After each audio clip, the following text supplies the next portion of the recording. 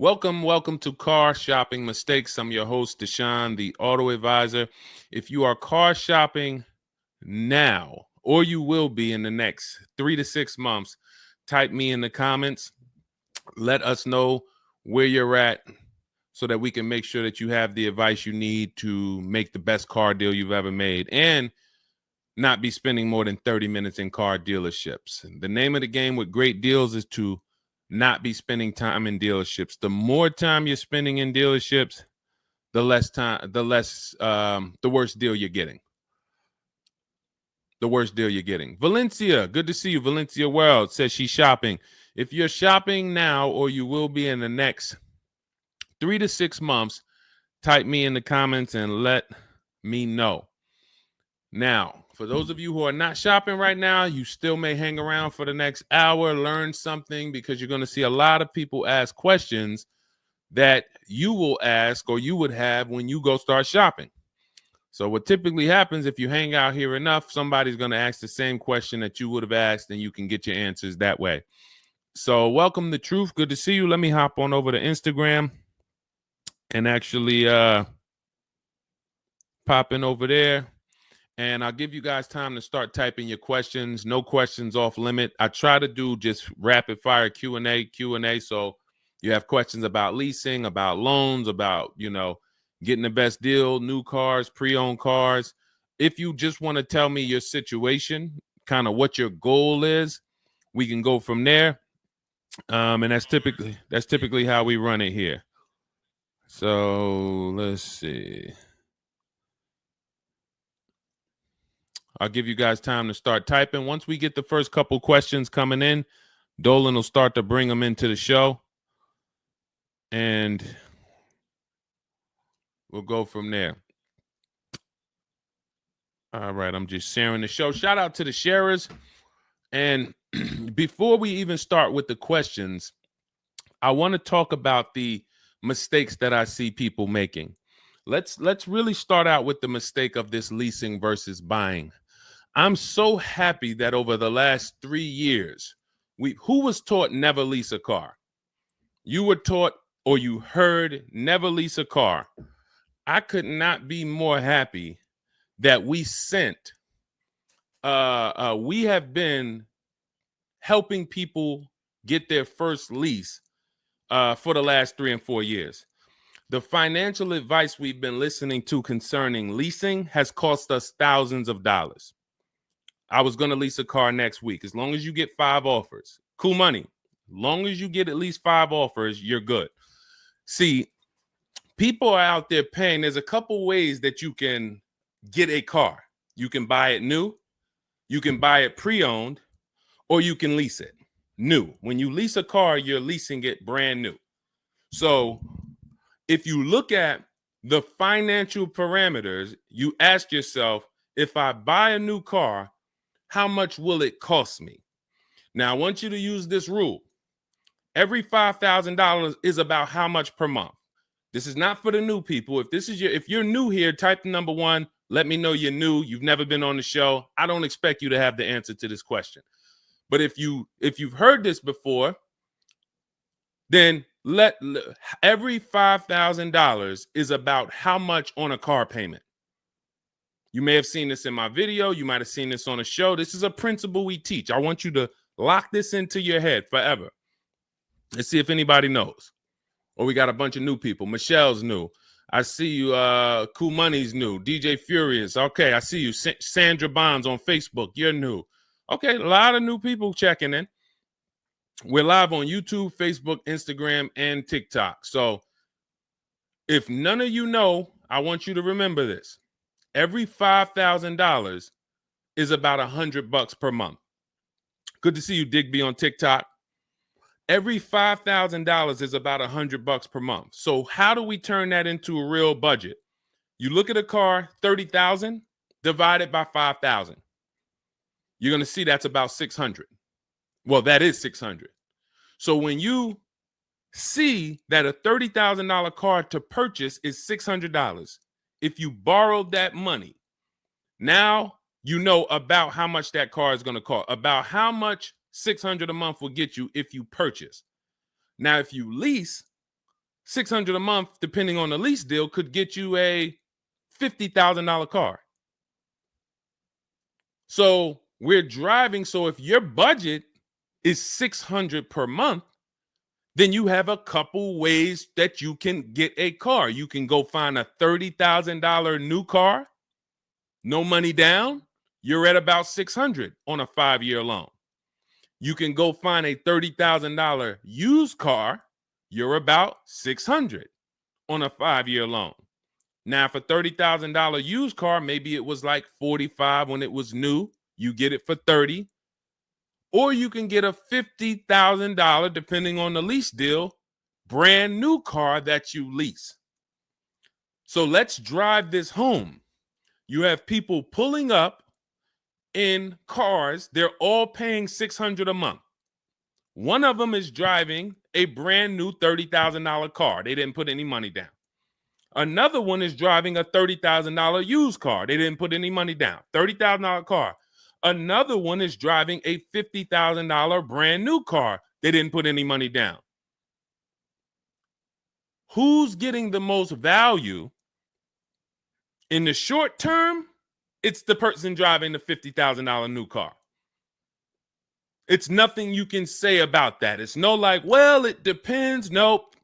$50,000 brand new car, $30,000 brand new car, $30,000 used car. The person driving the $50,000 car at $600 a month is getting the most value, hands down. Now, in the long run, where do the people who buy win? That's where we talk about the 8-year rule. That's why if you're buying your cars and you're keeping it 8 years, you should be purchasing, not leasing. 8 years is when you win. So that's where I wanted to start at. Let's start, like, tear down this bad information you've heard and you've believed about leasing. And I see people asking, we got a lot of questions coming in. I see you, Jaguar Music, on Instagram. I see you, Cool Money. I see you, we got a question. I see, hold on. From what I can see, we got like 4 or 5 questions waiting. So, Dolan, you could bring in the first one. Type your questions in, anything you want to ask. If you want to ask about leasing, I saw someone asked about bad credit. What about if I have bad credit? What about mileage with leasing? Just start typing those questions. We'll bring them all into the show and we'll get to them one by one. Is that true for someone that went into bankruptcy? Okay, so if you came out of bankruptcy, your goal should be to rebuild your credit as quick as possible. Right now, your credit's blank. You come out of bankruptcy, your credit's blank. You have nothing there, and that's a good thing and a bad thing. It's easy for you to build. I've seen people come out of a bankruptcy and literally they have a 700 score in 1 year. They're going to go get credit cards. Just like if you're 18. If you're 18, you go get credit cards, you don't use them. Pay $15 gas, or you don't have a car yet. You pay $15, $20 a month for something, pay it off. You're going to have a 700 credit score. The more you don't use your credit, the more credit they give you. So when they see that you have the credit, $500 credit card, $1,000 credit card, you're not using it, credit score is high because your utilization is low. So that's what you should be doing. You cannot come out of a bankruptcy, just wipe your credit, and then go into the dealership and be like, okay, now I can get a car. You have no credit history. So the first goal should be, let me rebuild my credit as quick as possible. And you can do this quick. Follow Shonda Martin. Some of you know Shonda Martin. She's on pretty much every platform we're on right now. And she's rolled to 750 plus. Now you got to let me know. Can you wait and build your credit for 3 to 6 months? Can you start to get some type of credit history? Or are you in need of a car right now? In which case you have to get a car with bad credit or no credit. Because if you don't have anything on your history, that's technically no credit, which is bad credit. So, okay, you need something ASAP. Okay, so what you should be doing, and again, if you don't have good credit right now, you should be buying the smallest car you can with the lowest payment. I got into the car business 2006. I was 22. I've been in and around the car business since then. So what is that? Almost 20 years now? The mistakes come from 2 things. You don't know what to do. A lot of the stuff I'm going to say, oh, I didn't know I could sell a lease, Deshone. Oh, I didn't even know I could sell a car if I don't have the title. It's not paid off yet. I thought I had to pay it off to sell it. Deshone, I didn't know every dealer, every, Toyota dealer has a different price. I thought they were all the same price, like the Apple store. All of that is you didn't know. Oh, I didn't know about leasing. I thought it was this. I thought it was that. I had misconceptions. All of this stuff has cost you thousands of dollars. That's you not knowing. The other problem is you know and you don't do, because now I'm going to make sure you know. So once you know, it's your obligation, or it's up to you if you're going to do. So if I have bad credit, I'm looking to rebuild my credit. I need a car right now. First thing I'm doing is asking myself, in my book, Cars from Home, first step is how many years you're going to keep the car. Because we need to determine, are you going to lease or are you going to buy? Are you going to lease or are you going to buy? You don't determine that based on how many miles you drive or, oh, I'm not. It's the 8-year rule. Are you going to keep the next car 8 years? Who keeps their cars more than 8 years? Type K. Because you're buying what we call keepers. If you're a keeper, Deshone, every car I buy, I'm keeping this thing 8, 10 years, 12 years. When the transmission goes out, I go and get another transmission. I see we got keepers. Shout out to the keepers. Michelle, we got Chantal. Who are the keepers? Sandra Bonds on Facebook. I see you. Where are the keepers at? K Mathis on Instagram. Keepers. These, you should not be thinking about leasing. Who's the keepers? See, we like to make this clear. Lon, I see you. Kara, keeper. All right. You need to be very clear, because people be like, Deshone, you talk about leasing a lot. Should everybody be leasing? No. Everyone who's not keeping their cars 8 years should be leasing. And if you don't have the credit to lease, your goal should be get the credit to lease. But so the first question I'm asking you, if I have bad credit, is how many years am I going to keep this car? Now, to those of you who, because if you don't have bad credit or if you don't have marginal credit, somebody is going to have it. There's a lot of people getting hit in this economy, and they're going to have credit challenges and need a car. Why is this important? Because let's just say I don't have good credit, but I'm a keeper. That means I'm not thinking about leasing. I'm looking to get a car that I can keep for 8 to 10 years or more, and I don't really have good credit right now. No problem, because the goal is find the best car for the best price, and then I'm going to get a loan, and I'm going to pay more for that loan because my credit is bad. I still need to get a great price on the car. We got to talk about that. Separating the price of the car from the loan. Some of you are savvy and you understand this, and some of you just mix these things together. But when it comes to getting a high interest rate because I have bad credit, as long as I get a good car, once my credit is better, what can I do with that loan? So let's say I got a great price on a car. I got a car, it's going to last 10 years. It's perfect, but I'm paying 21% interest. So I'm going to fix my credit, work on my credit. And then once my credit is good, I still want to keep this car. What can I do with this loan? Refinance. That's a simple fix. But if you don't realize that you're a keeper, then you're going in and you're getting a bad car, 6 months, a year down the road, 2 years, the car's having problems because you didn't take it seriously that you needed a long-term car. So not only did you mess up the plan because the car is going to start having problems, now I got to see, do I want to fix the car, or do I want to, I got to make the payment, now my payment's due, but then the car's having problems. All of this can be prevented. And you need to know up front what your goal is.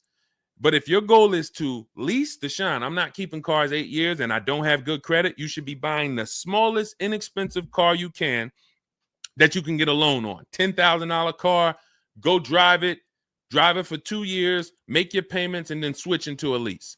If you're driving a car, if you're buying a car to keep, then you can go and get a nice car, get the most car you can afford comfortably. You're going to have a high interest rate, and then you refinance that car when you actually get, your credit up. So this is all in my book. My digital book, Cars from Home, breaks all of this down step by step. Whether you have good credit, bad credit, how to know when to lease, how to know when to buy, new car, used car, you drive a lot of miles. I have plans in there for everybody. It's a digital book. It's 5-star rated. Thank you to everybody who went to Goodreads and reviewed the book. You can get a copy of the book. It's normally $97. You can get it as part of my launch offer for 75% off. That's $24. It's for 2 hours. So as long as you get there, go to my TikTok bio, my Instagram bio, the YouTube comments or the Facebook comments, click that link, and you'll see $24 for 2 hours. Once that, as long as you get it before that, you got it for $24 instead of $97. And you can have everything step by step. So you're not worried about, I'm trying to remember all of this. You can watch the replay on YouTube too. But all of this is everything I'm teaching is part of a plan. It's not me winging it. This all comes out of my book. All right, go ahead, Dolan. Bring the next one up. Keep typing your questions. I know we got a lot of questions coming in from all 4 platforms, so Dolan will bring them into the show. Just keep on typing. What is considered marginal credit? Now, this is going to depend on what you're trying to achieve. I like to see all right, who's a homeowner? If you're a homeowner, type me. Now, if you have marginal credit before you bought your home, your realtor or your mortgage person probably told you, go work on your credit and then get your credit to this to get a mortgage. A lot of people do that. They go and they work on their credit, and once their credit is a 640 or 620 or 660 or whatever it is to qualify for the mortgage, they go and get their mortgage. That's how it should be with a car. You want to get yourself, if you have the time, you want to get yourself to about that 660 mark. That 660 mark puts you, and I'm talking, do not use Credit Karma. Do not use Credit Karma. The amount of people who used to come into the dealership we run their credit, it's low 6s, 609, 590, and then they call me back, a couple months down the road. Oh, Deshone, yeah, my credit's better. And then we come in and they're like, yeah, I think it's up to about a 660, 680 now. And then we pull it and it's a 620, 630. And that's Credit Karma. Do not put yourself in a position where you're listening to Credit Karma. Pay. You can go to Google and you can type in, get my FICO scores. You want your FICO scores direct from the credit bureau.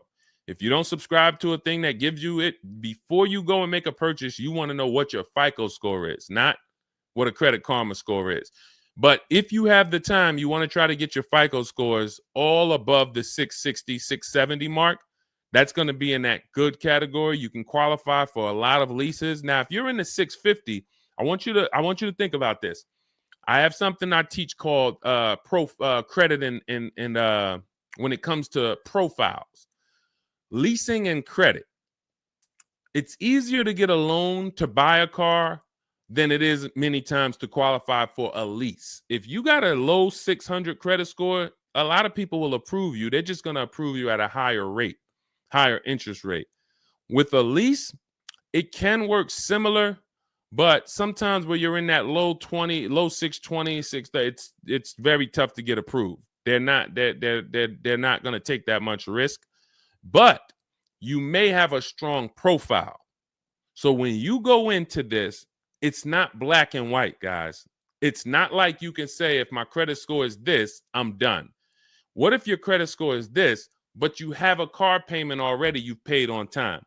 When I worked for Mercedes, I worked for Mercedes for 5 years. We'd have people whose whole life was falling apart, but they never missed a payment on their Mercedes, and they get approved all the time. Everything else is falling apart, behind on the home. But if Mercedes sees you pay them, you got approved. So what I say is a current car. That's why those of you, if you're building to get a lease, if you're building to get a better car, pay that car on time that you have now.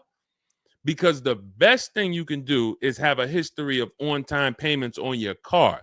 That means a lot to a bank versus missing the car or putting the payments on the back because you thought that somebody told you could do that and it wouldn't affect your credit. A lot of people learn the hard way. Oh, I thought when I put the payment on the back, it didn't show as late. It does. So we again, I'm here to tell you everything from the inside. I've been helping people for years. We have people all around the country. You know, we'll bring a lot of them into the show. Marguerite, Brian, you know, a lot of the people who write in, Sheree. But we have this. I'm telling you from the inside, not from your perspective. I'm not like the public, and it's like, oh, this guy this guy must have really learned about buying cars because he's teaching. No, I'm from the dealerships.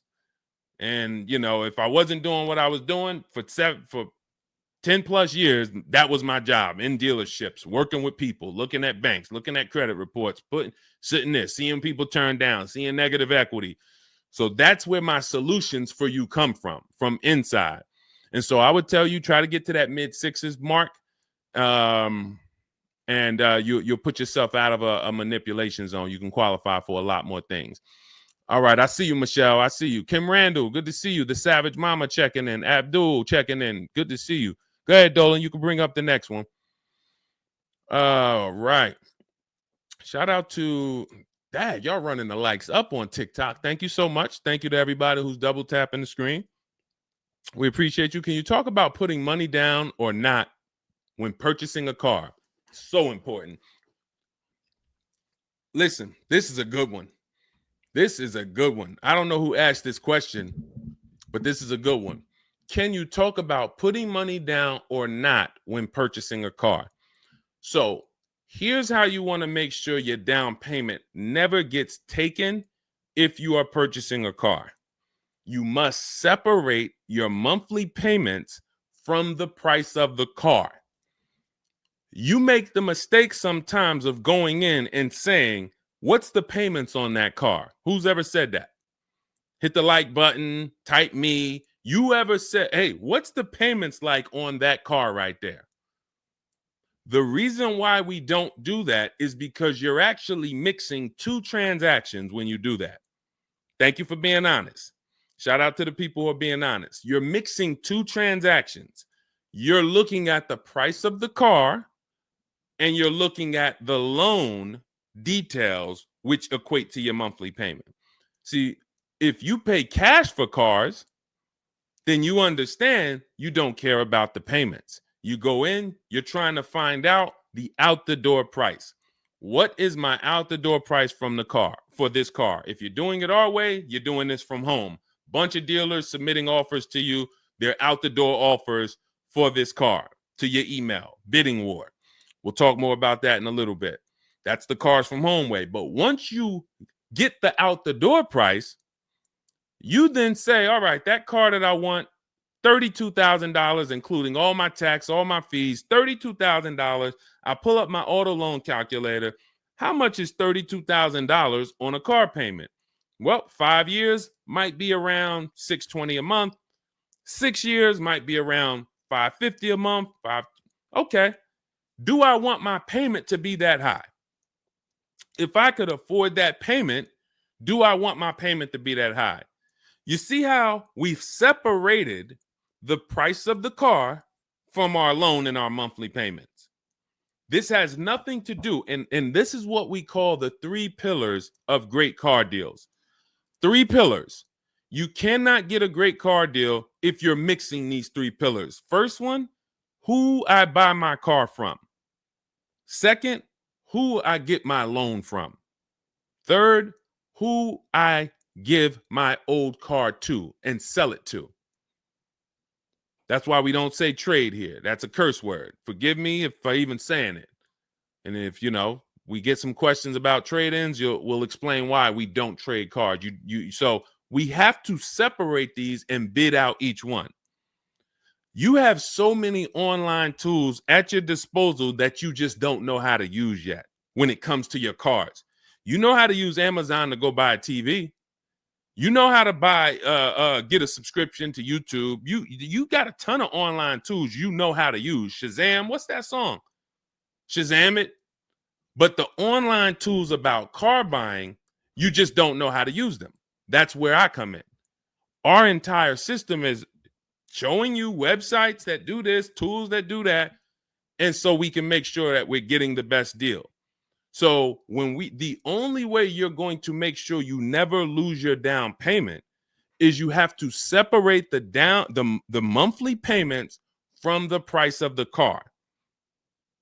If you go in and say, hey, how much is that payment? The car salesman says, well, all right, how much can you put down?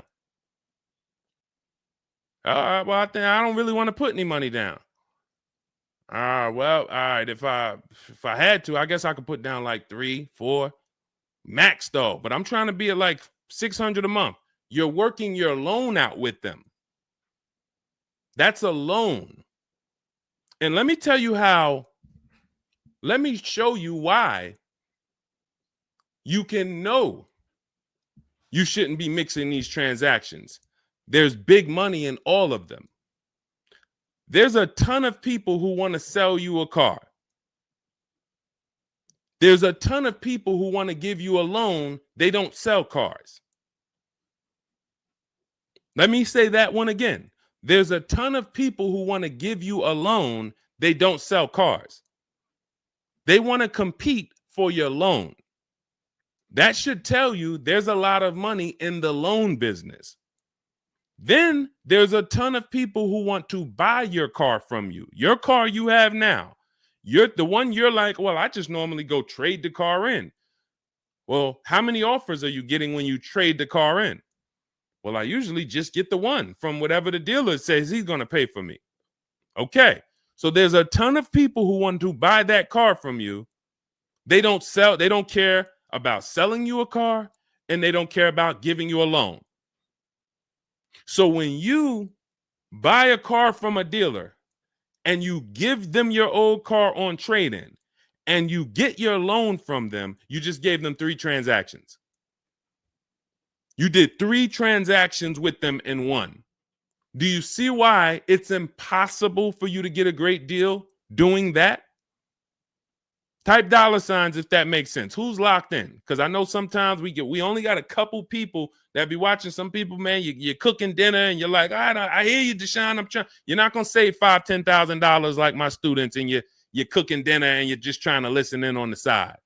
Look, you're not gonna get this. Look, person got a Kia $439 a month, $35,000 car.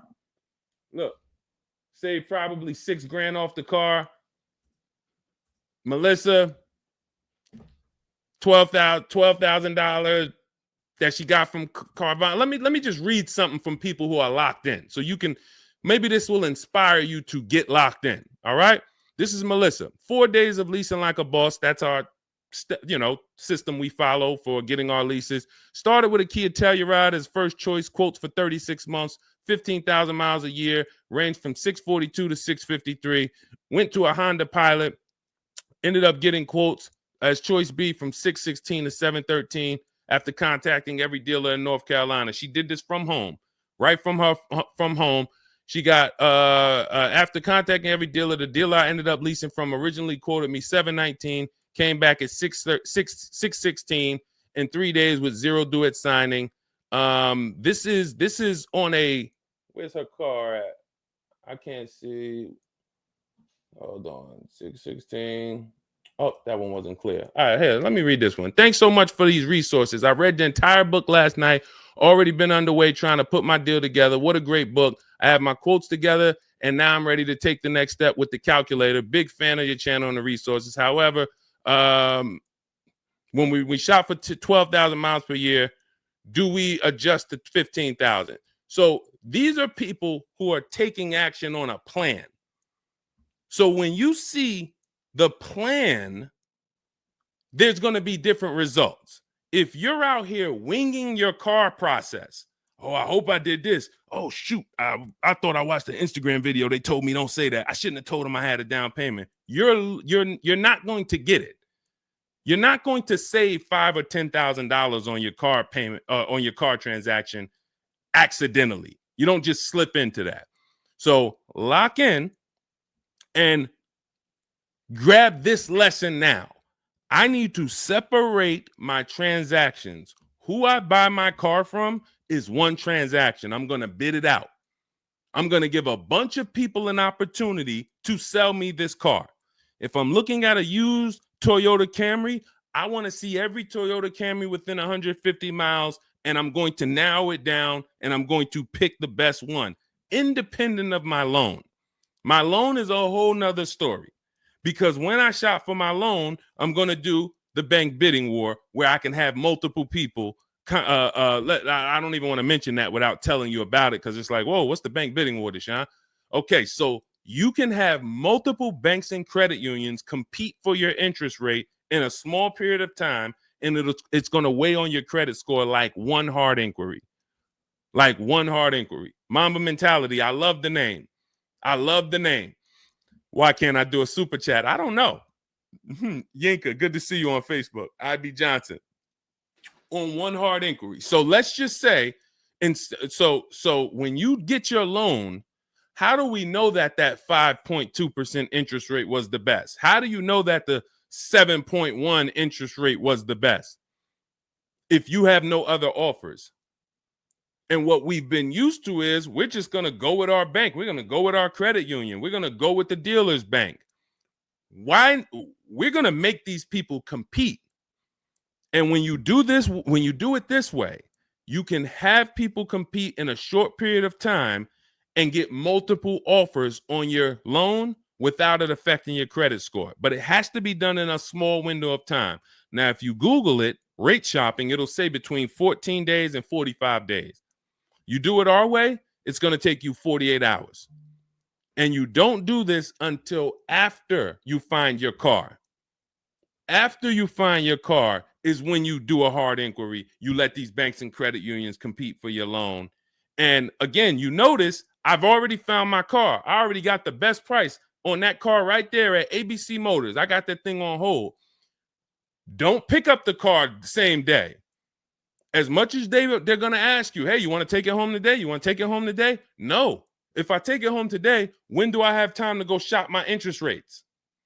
I'm not taking it home today, but let me get my buyer's order with my numbers on it. Let me go home and let me actually do my shopping for my loan and my interest from home. And then if you can actually beat that rate, it's a competition. But because you didn't know that you could let multiple banks do this in a short period of time, you're only going to your bank. You coming back with a 6.49. Well, I guess that's good. What if somebody could get you a 5.49? Do you know how much a difference between a 5.49 and a 6.49 is on a loan? Could be $1,200. This is why we're getting all the money. So again, all of this is in my book, digital book, Cars from Home. You don't have to wait for it to come in the mail. You can have it by the end of the show. It's in my TikTok bio, Instagram bio, Facebook comments, and YouTube comments. Normally $97, but you can get it as part of our welcome offer for $24. As long as you get there before the 2 hours is up, you get it for 75% off. It'll have everything in there. That is the bank bidding war. If you're not, again, before we go to the next question, if you're leaving the dealership wondering, if I was to walk up to, yo, Deshone, what's going on, man? Hey, I just got this car, man. What do you think? Okay. Did you get a good deal on it? Yeah, man, I definitely got a good deal. How do you know? If you're not saying to me, yo, man, you know how many offers I saw? Man, I got about 6 offers on this car from different dealers. This was the best one. Okay, you did good. What about your loan? No, man, listen, my bank competed, credit union competed. The dealership told me none of their banks could beat what my bank gave me. Congratulations, man. You got a great deal. But if you don't have that same confidence, you did not get a great deal. And now you're driving in a $30,000 car, $50,000 car, and you don't have the confidence that you actually didn't leave thousands of dollars in these dealerships. This is crazy. And when you get mad and stop accepting it, you'll listen to what we're telling you to do. If you think you deserve that abuse, then you're going to keep doing the same thing. That's why you got to unlearn. Okay? So separate your transactions. Who I buy my car from, I'm getting multiple offers for. Who I get my loan from, I'm getting multiple offers. Who I sell my old car to, I'm getting multiple offers. And with the internet, I can do all of this right from my house. Right here. All right. That's the Cars from Home way. Let's go, Dolan. All right. Keep typing your questions. I see you, Mamba Mentality. I see Mamba Mentality got a lot of questions. Samante Love, good to see you. Jay Bass, good to see you. Yep, Jay Bass. Separate transactions. Exactly. D So Chill on TikTok, good to see you. Lisa on TikTok, good to see you. Hector Ruiz, thank you, Hector Ruiz. Shout out to the sharers. Shout out to the sharers. I always got to take time to shout out the sharers. We can't do this without you. All right, how can I schedule a consultation with you? Also, does it make sense to lease a pre-owned vehicle? So let me answer the bigger part of the question first. Most leases are going to be brand new. There's only been a few manufacturers that have tried to do a pre-owned lease program. Lexus tried it. BMW's tried it. And there's certain brands that can technically lease a used car. The reason why I don't like it is because it's not enough of a wide stream. It's not enough of a mainstream program to create competition. And if you can't create competition, then you don't know if you're getting a good deal. If you walk in to lease a brand new car and you're walking in and again, we don't do this. We never sit down in a dealership. We're there to test drive only. We're never talking numbers. But if you are doing it the old way, you're going to go in and then you're going to get a bad lease deal presented to you. And they'll say, well, I could lease you this 3-year-old one and it'll save you like $150 a month. How do I know that's a good deal? It might be affordable. And sometimes you confuse affordable with a good deal. It's not a good deal because you could afford it. I want to let that sink in. We confuse, you know how many people I watch get a horrible deal, but they go home and they're like, yo, man, they got me to my payment. Bad credit usually. A lot of people with bad credit will brag about yo, man, you got to go see Joe, man. Why do we need to go see Joe? Man, he got me in a car. Nobody else could. All right, let's look at the numbers. Dag, you're paying 24% interest. You know this is an 8-year loan? You know this is an 8-year loan. Oh, nah, I just, listen, man, Joe, you sending all your friends to Joe.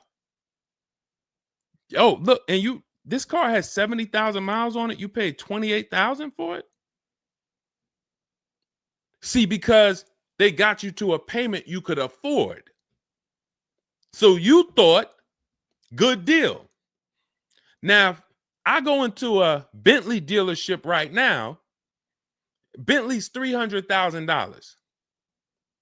And they say to me,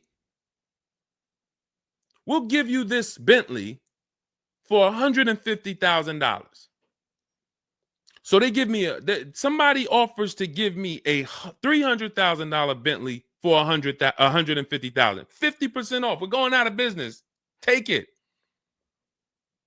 Can I afford it? No. Is it a good deal, though? Is it a good deal? $300,000 Bentley, half price, 150 grand. Many people, you don't have that in your budget to go and bring 150,000 dropping on a car. Now, if you want to do a business thing, go buy it for 150, quickly sell it to another dealer for 220. Okay, that's what we would do. But I'm not talking about that. I'm talking about just you alone. Affordability does not equal deal. A deal is a deal whether I could afford the deal or not. And the only way we know a deal is to actually get multiple offers. There's no other way. So I'm going to continue to say it. There is no other way. I've been in the car business since 2006. There is no other way for you to know you got a deal without comparison shopping.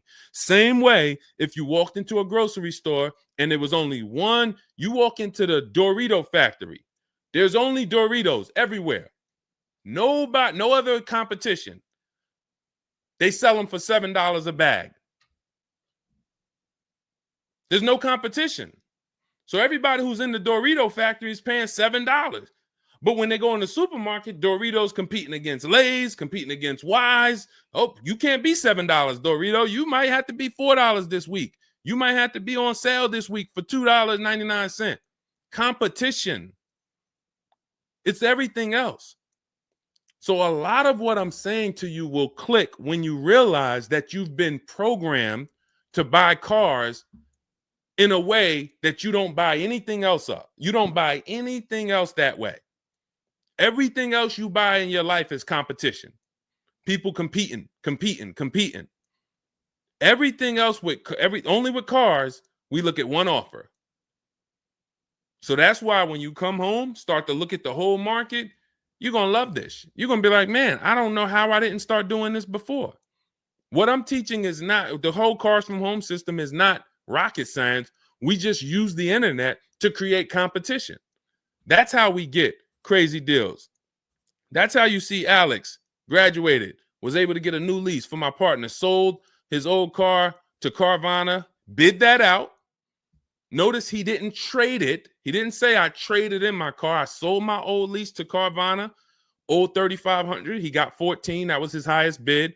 Went test driving, got a 2025 Hyundai Tucson, got a 1.3% lease deal, no money down, $42,500 car, $580 a month, and that's a 1.3% lease. Now, $42,500, guys, would normally be, with no money down, about $800 a month. Maybe about $825 for 5 years. He's paying $580. So when we talk about leasing keeps thousands of dollars per year in your pocket versus purchasing.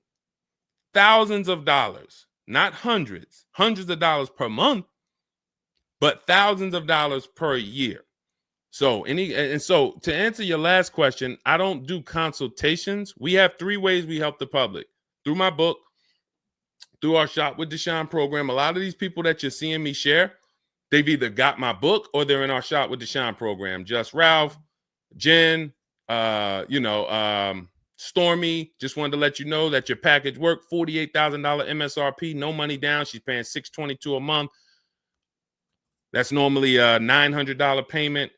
Marie, some of you know Marie from some of our other shows. We talked about her. Just wanted to reach out. Thank you. She used the book, saved over $13,000 off of her Mercedes, got her payment to be hundreds lower per month, maintenance included. Just wanted to say thank you. She got a 2025 GLC Coupe. Some people have this same car. You're looking at this car. You're like, hold on, Deshone, I got that same car. Did you get $13,000 off? Did you get $13,000 off? This is when we got to say to ourselves, whoa, what's happening that Marie got $13,000 off? I thought I did okay. I got $4,000 off. You see how dangerous it is when you don't get multiple offers? You thought, man, I negotiated, man. I was in that dealer for about 5 hours, man, to get that $4,000 off. Marie never went into a dealership and she got $13,000 off. So you just made a $9,000 mistake. So you could either change your behavior, go grab my digital book, Cars from Home, learn the same thing, use the same strategy step by step that Marie just used, and you could eliminate you making these types of mistakes, or you can continue to do what the car business wants you to do. So in my digital book, you have everything. That's why it's called 7 Steps to Saving Time, Money, and Avoiding Dealerships. It's in my TikTok bio, my Instagram bio, YouTube comments, Facebook comments. You can get 75% off for the next 2 hours. So you won't pay the normal $97. You get it for $24 if you get there before the welcome offer expires. And that's a digital book. It'll be in your inbox by the time we end the show. You'll have all these strategies to use for you, your family, your spouse, your kids, to make sure every transaction you're winning. You're leaving no money on the table. All right. So yes, I don't do, and you'll see in our Cars from Home toolkit in my bio, we do have a program where we shop for people around the country. In fact, before we go to the next question, let me show you what you'll be able to do. But in our case, we do this for clients. So you get in where you fit in. I don't tell you, it's like if I put a buffet in front of you, everything gets you full. You get the book, you're there. You come into Shop with Deshone, we do it together. You watch our video checklist. You have coaching calls, we have Zoom calls, we have a private Facebook group. You get to your goal. Or you can, if you qualify, you got to have the credit. You got to be shopping for a new car. You can look into our Done For You program. You can book a call with our team. But here's an example of how big of a margin these offers. I want to show you the difference between some offers here, because some of you don't really see it. Hold on. I got to label these better for our next show. Okay, here's an example. So we can see here for this particular car, the payments range, all of the car itself is $64,000. We're shopping for a Genesis. This particular month on this particular car, the payments range, y'all ready? We got 6 offers on this car. The payments range from, well, I'm just reading them to you. $973, $899, $1,102, $1,066, $921, $913. Now this is initial payments. Why is there a $200 difference in these initial payments? This is why you never want to take people's first offer, because the initial payments are going to be high. But even in the initial negotiations, why is it, Deshone? Wait, all of these cars are the same price. Why is one dealer at $1,050 and another dealer is at $899? Because they're criminals. So what do you think you're doing if you just walk into a dealership and say, let me give this dealer a shot at negotiating? If you're negotiating with the dealer that's at $1,050 or $950 or $975, where are you going? And the goal is to have that dealer. This is why when these dealers come, when they come down $100, you think, oh, I had to win.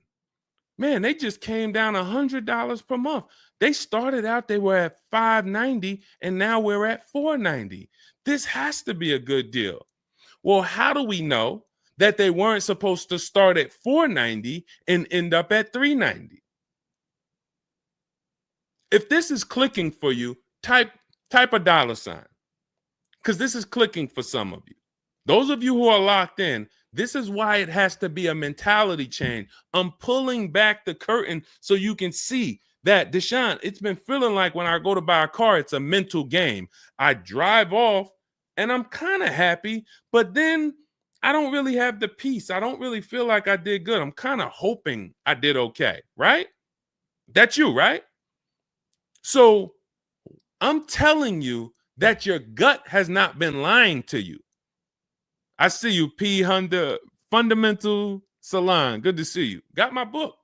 Use it. Use it and win. So your gut is not lying to you. I'm just the one from the inside coming to tell you that you closing your eyes and hoping things go well is not working. It's not going well for you.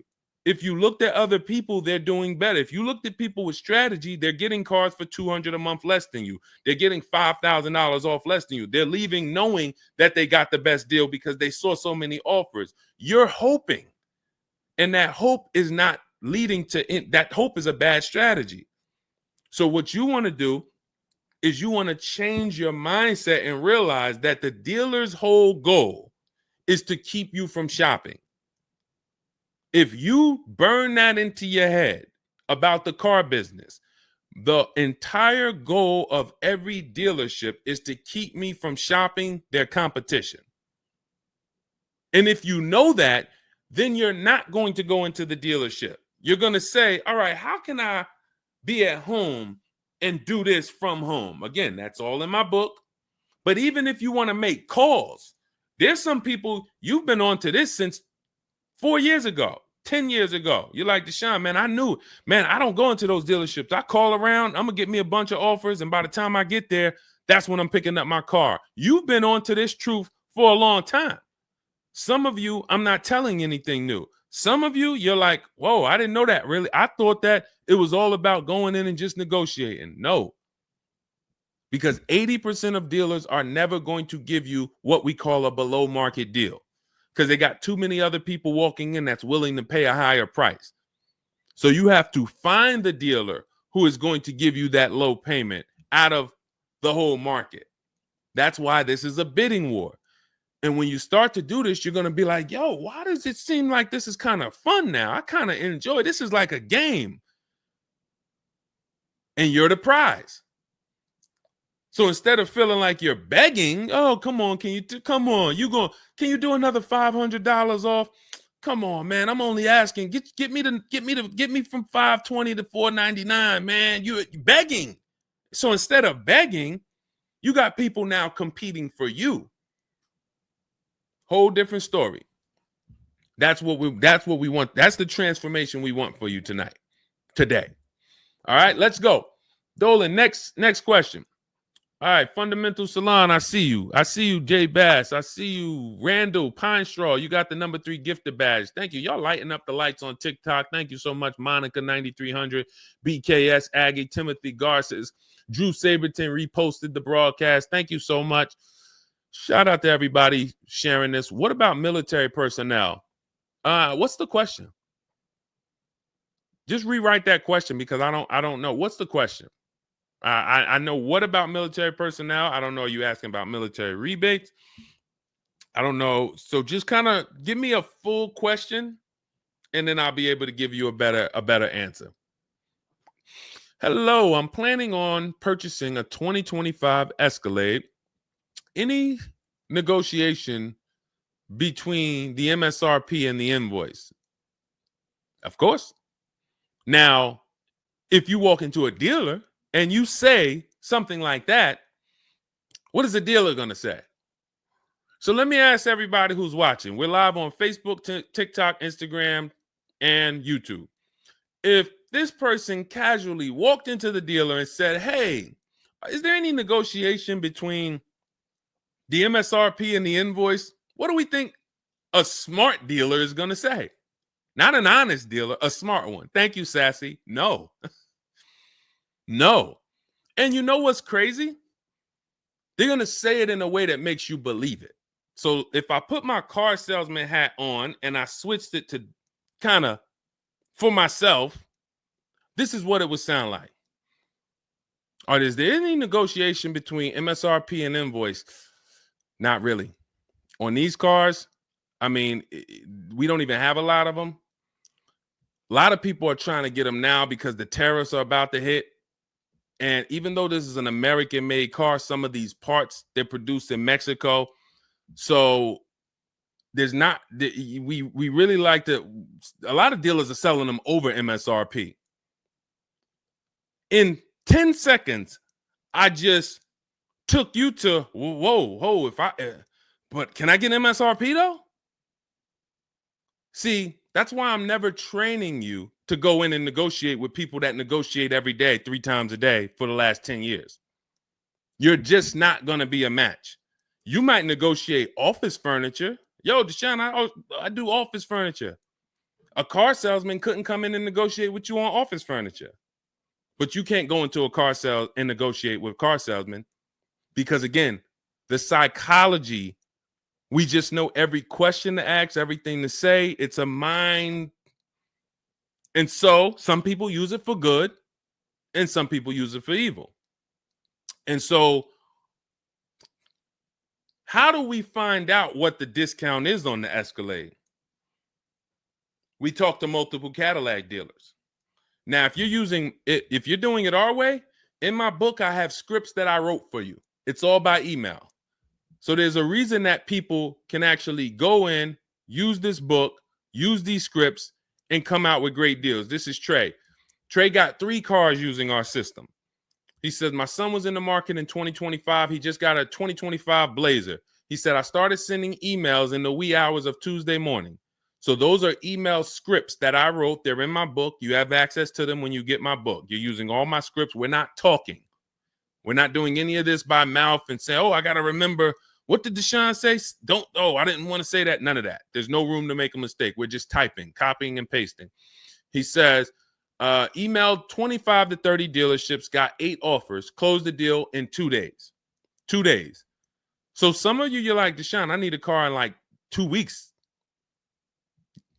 No problem. Trey got his in 2 days. So once you start this process of engaging with the dealers, you'll get a car in 3-4 days if you're slow, because that's the way it's set up. So he gets a $56,000 car. He closed the lease at $560 a month on this Blazer electric vehicle. $560 a month, first month's payment due at signing. That is a $56,000 car. And he's gotten 3 cars. He said his first one with our system was 2.5 years ago. He leased another vehicle for his daughter last October, and now he just got his son's lease. 1.5% lease, a 1.33% lease for his daughter, and a 1% lease for his son. So if you're doing it our way, you're sitting at home, you're getting multiple Cadillac dealers to compete by email, and then you're going to see, oh, this one's going to take off $2,000. This one's going to take off $5,000. These 4 are taking off nothing. This one, he's charging $3,000 over the list price. Oh, here's the winner. They're taking off $5,000. That's the best offer. Now, sometimes you get a deal like Sean, and we never know when the bottom is. And let's take this Genesis. Perfect example. This is a 2025 Genesis GV80. As you can see right here in writing, if you're on TikTok, you can't see, but if you're on Facebook, YouTube, or Instagram, you can see. You can see, let me just take that comment down real quick, Dolan, so I can show the discount at the bottom of that sheet, please. Just snatch that just for 1 second. Look at that. $8,469 off retail price. Brand new 2025. Okay, you can put it back up, Dolan. Thank you. So when you look at that, this is the lowest offer of multiple offers. Maybe $8,500 is the best discount on this particular vehicle. But when we go to Sean, let's go to Sean. F-150 Lightning XLT, $73,000 vehicle. What's his discount? $21,000. Look at the dealer discount and look at the rebates. And every dealer is not going to tell you the rebates. Some dealers will not be honest with you about the rebates. They'll hold some of them or they'll hold all of them. When he got all his offers, he saved $21,000 off the price of the car. So how do we determine, to answer your question about the Cadillac Escalade, what's the discount between MSRP and invoice? We don't know. Could be the best discount could be $3,000. The best discount could be $5,000, could be $10,000, $12,000. We don't know. And because you don't know, you cannot negotiate. If you knew that the best discount you could get on a Cadillac Escalade was $8,000, you knew that, then it would be easy to negotiate. I'm just going to go on. All right, man, come on. You're at $6,000. Nah, man, I want another $1,000 at least. I'll let you keep the last $1,000, but you got to get me to $7,000 because you know the bottom, $8,000. No car that we go in to get do we ever know what the bottom is. So what you're doing is you're feeling for the bottom.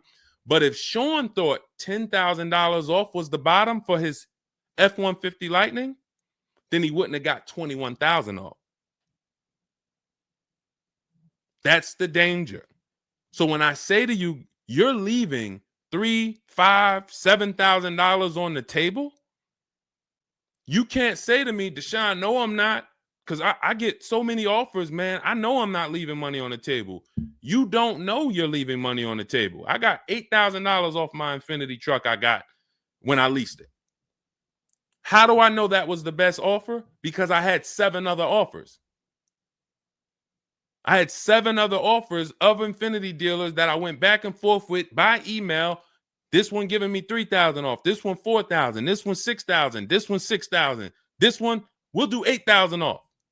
You got it. You won. Took me 60 minutes. This is where I want you to get new cars, used cars. You're making your deals from home.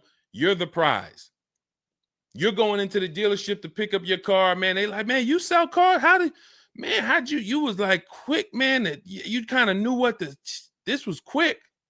Car salesmen going to love you because you didn't waste their time. You didn't tie up 8 hours of their time. They're making deals with you in 20 minutes, 30 minutes. It's great for everybody, but it's mainly great for you. That's what we want.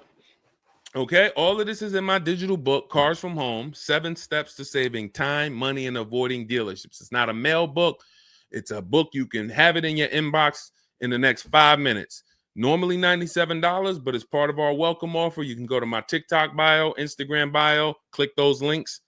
You can go to the Facebook comments or the YouTube comments. Dolan has a link for you guys. You get 75% off. That's $24, but it's only for 2 hours.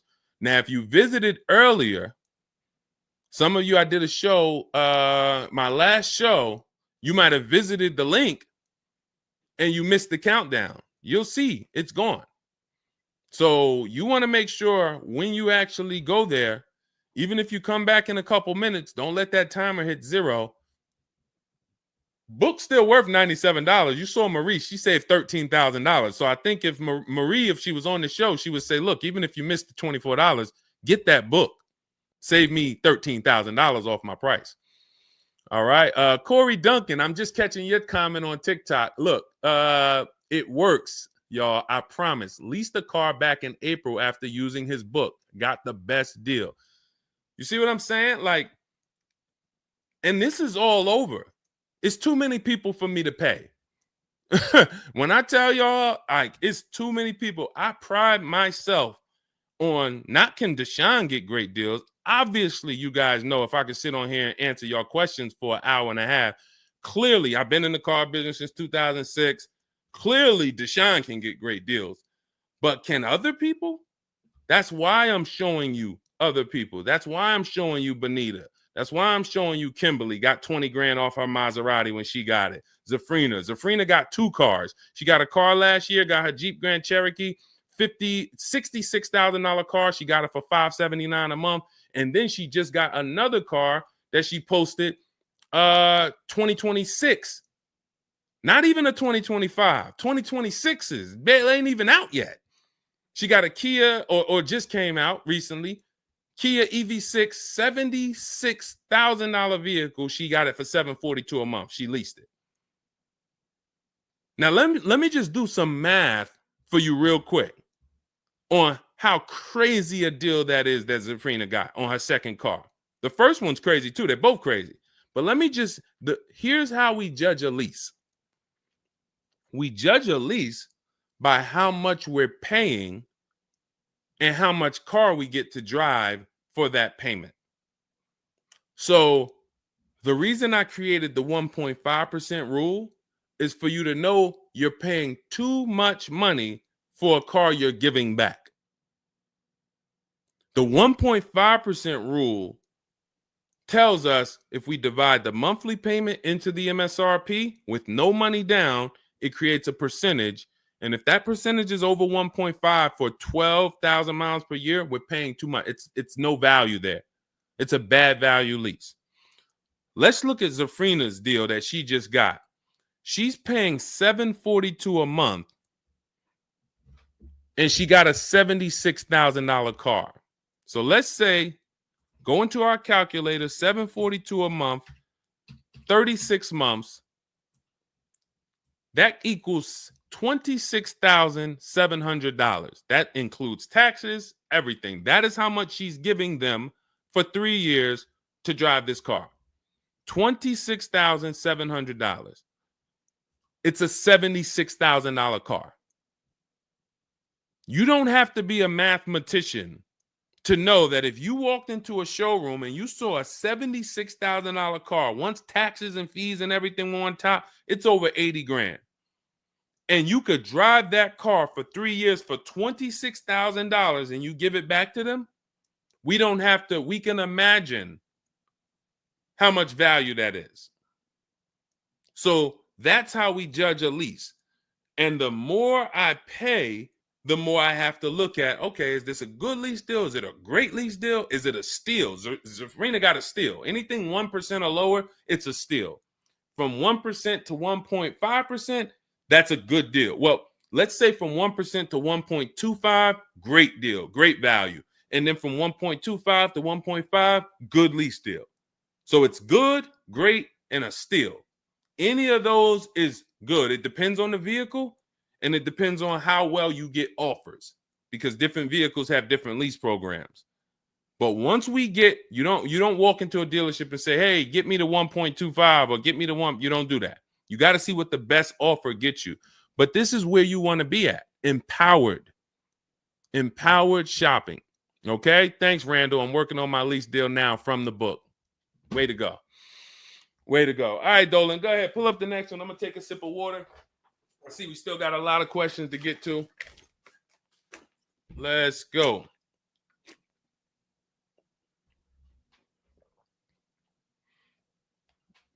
Mark is me. Good to see you on Instagram. Checking in. All right. Let's go. Does it matter if you email or call a dealership to find out the best price? All right. No. You just got to realize it's going to be different things that come with phone. The reason why. Okay. Who's a good negotiator? All right. Let me put it like this. Who's not a good negotiator? Let's be honest. Who's not a good negotiator? Type me. You're just not. It's not your thing. You don't really like confrontation. Not a good negotiator. Let's go. Who's going to be honest? Oh, we got a bunch of good negotiators on here today. Bunch of good negotiators. Where we at? Hershey. What's going on? Randall, Sassy. Who's okay.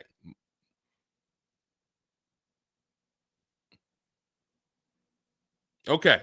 Couple people that want to be honest. Everyone else is a great negotiator. You need that to get on the phone. In order to get on the phone, you need to be a good negotiator. You need to be quick with your words. You need to be, and that's what's going to happen when you're calling to get deals. Now, if you're calling to get deals, you just need to be able to know exactly what information to give and what information not to give. So let's just say you call in and you're trying to get an offer and somebody says, "Hey, wait, I need your credit." Okay, are you going to say, "Well, no, actually, the people who I've been working with, they haven't been asking for credit, just assume tier 1." Or are you going to, fumble through that? And if you so this is what you're going to get. That's why I say if you're calling, you could try asking for sales managers. But the reason why email far exceeds getting the offers by phone. Now, look, getting the offers by phone is way better than walking in. But if you get the offers by phone, you still have to you have to try to lock down who the good dealer is because you're not going to really have anything in writing. And that could be a problem. That could be a problem because whenever you're going in and you're thinking this, that's why everything we do is from home. Your credit app is done from home. If I'm talking to somebody on the phone and I feel like I done talked to maybe 8 dealers, I got 5 offers, and one guy, Matt over at that dealership it feel like he's being honest. He's giving me the offer. He told me this is what your payment's gonna be. It includes taxes, it includes everything, or this is what I'll sell you the car for out the door. Okay, I'm doing the credit app online because I want all of that firmed up before I get there. I have a video we're going to put out soon about a dealer who we just experienced this shopping for a client where the dealer put something in writing. And then when we did the credit app or the client did the credit app, changed the offer. So when they changed the offer, that means they didn't want to do that offer to begin with. Oh, no, they didn't change the offer. They said the car was sold.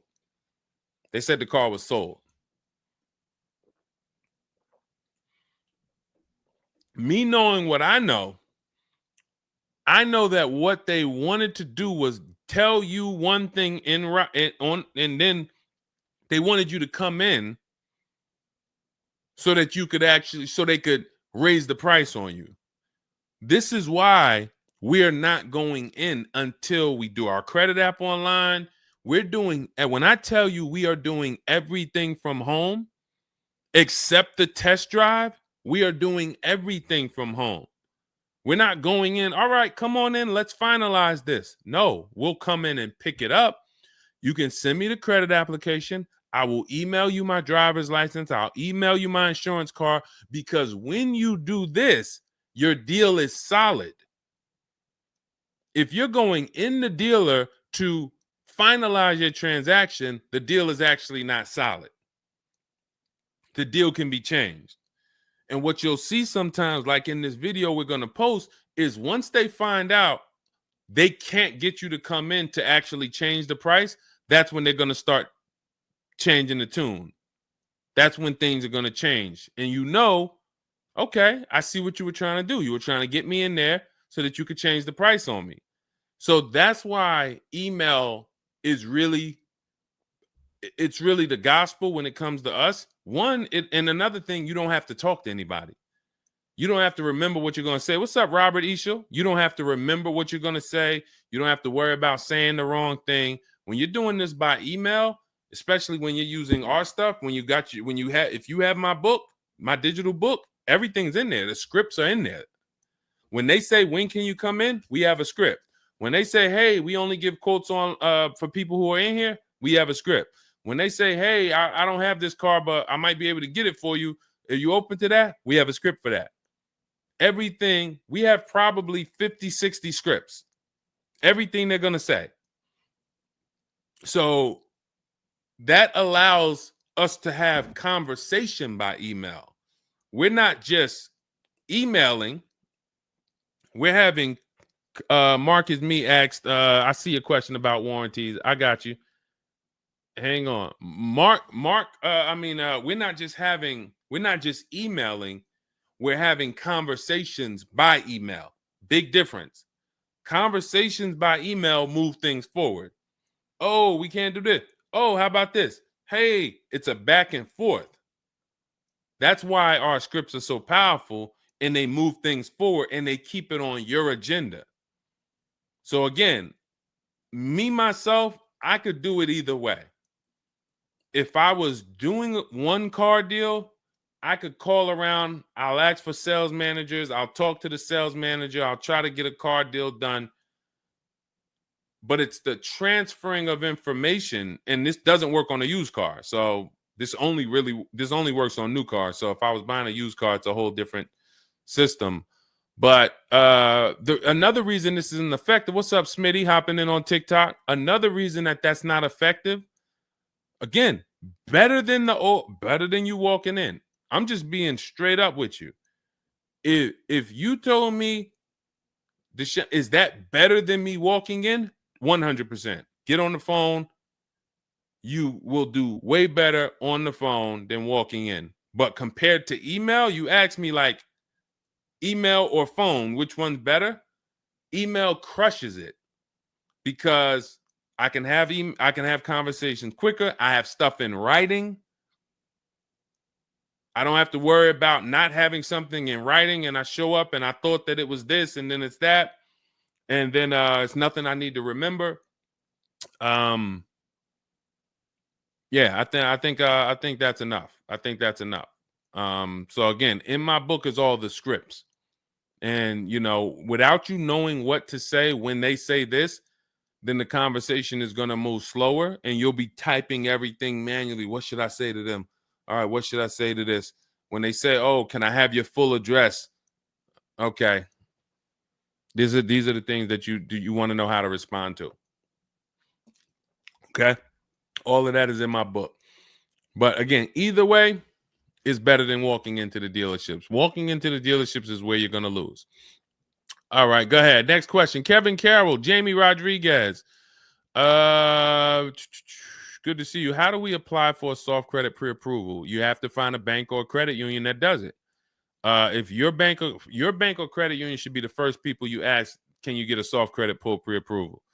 Because the soft credit pull pre-approval doesn't start the rate clock, doesn't start first of all, the rate clock starts at the hard credit pull, which means your credit bureau, Equifax, Experian, TransUnion, they're looking now and saying, okay, you have a certain period of time where you can do more of these to actually get different rates. But once that period of time closes, we're going to update your credit score. So let's just say you get that hard inquiry, and when it closes, your credit score drops 10 points. Okay. Had you gotten 3, it would have dropped 10 points. In that window, same 10 points. But if you let the window close, then you go and get another hard pull. When the next window closes, it's another 10 points.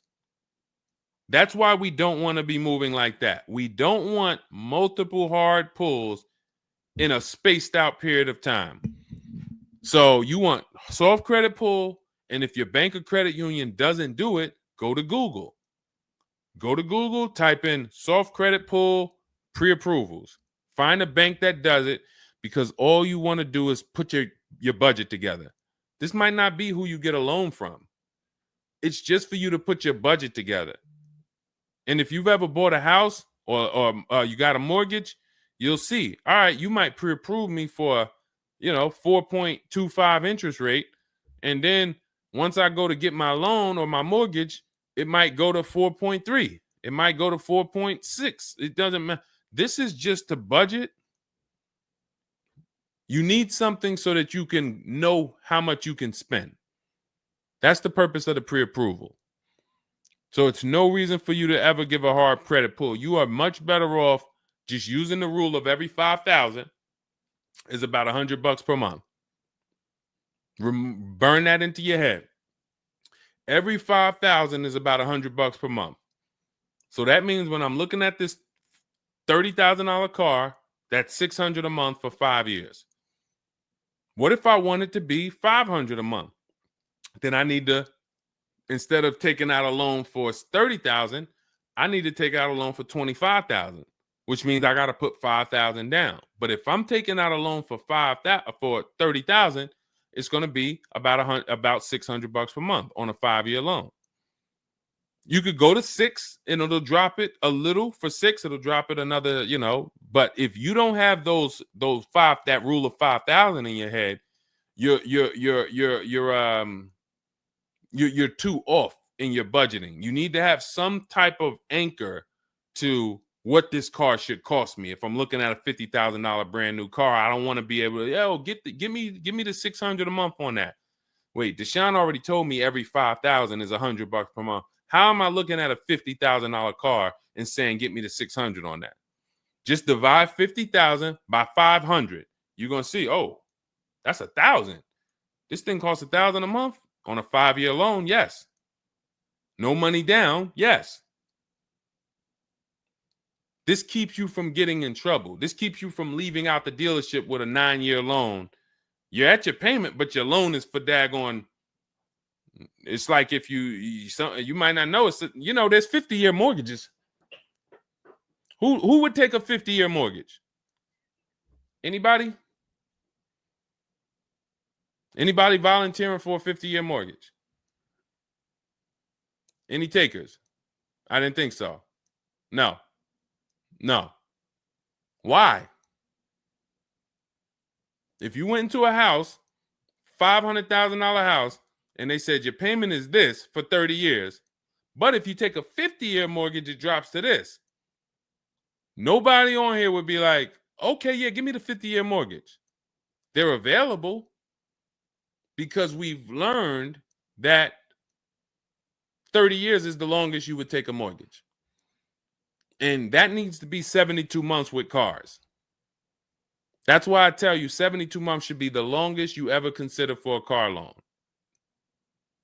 And if you go in with these parameters, nobody can take advantage of you. All right. All right, let's go. We'll wrap in a car. We're almost done. I say let's go. I see we got maybe one or two more questions. We'll see. For lease, I can only go through the dealership finance department. We'll bring that one in next. I see you. I see you on TikTok. Anita, I see you. What's going on? Warranty extensions worth it? Oh, you mean extended warranties? Okay. Are extended warranties worth it? Depends on the car. If you with warranties, you're asking yourself, what's the odds that things are going to break on this car? And then how expensive are they to fix? And this is why when we get cars, we do something in step 4 of my book. There's a 5-minute process we do.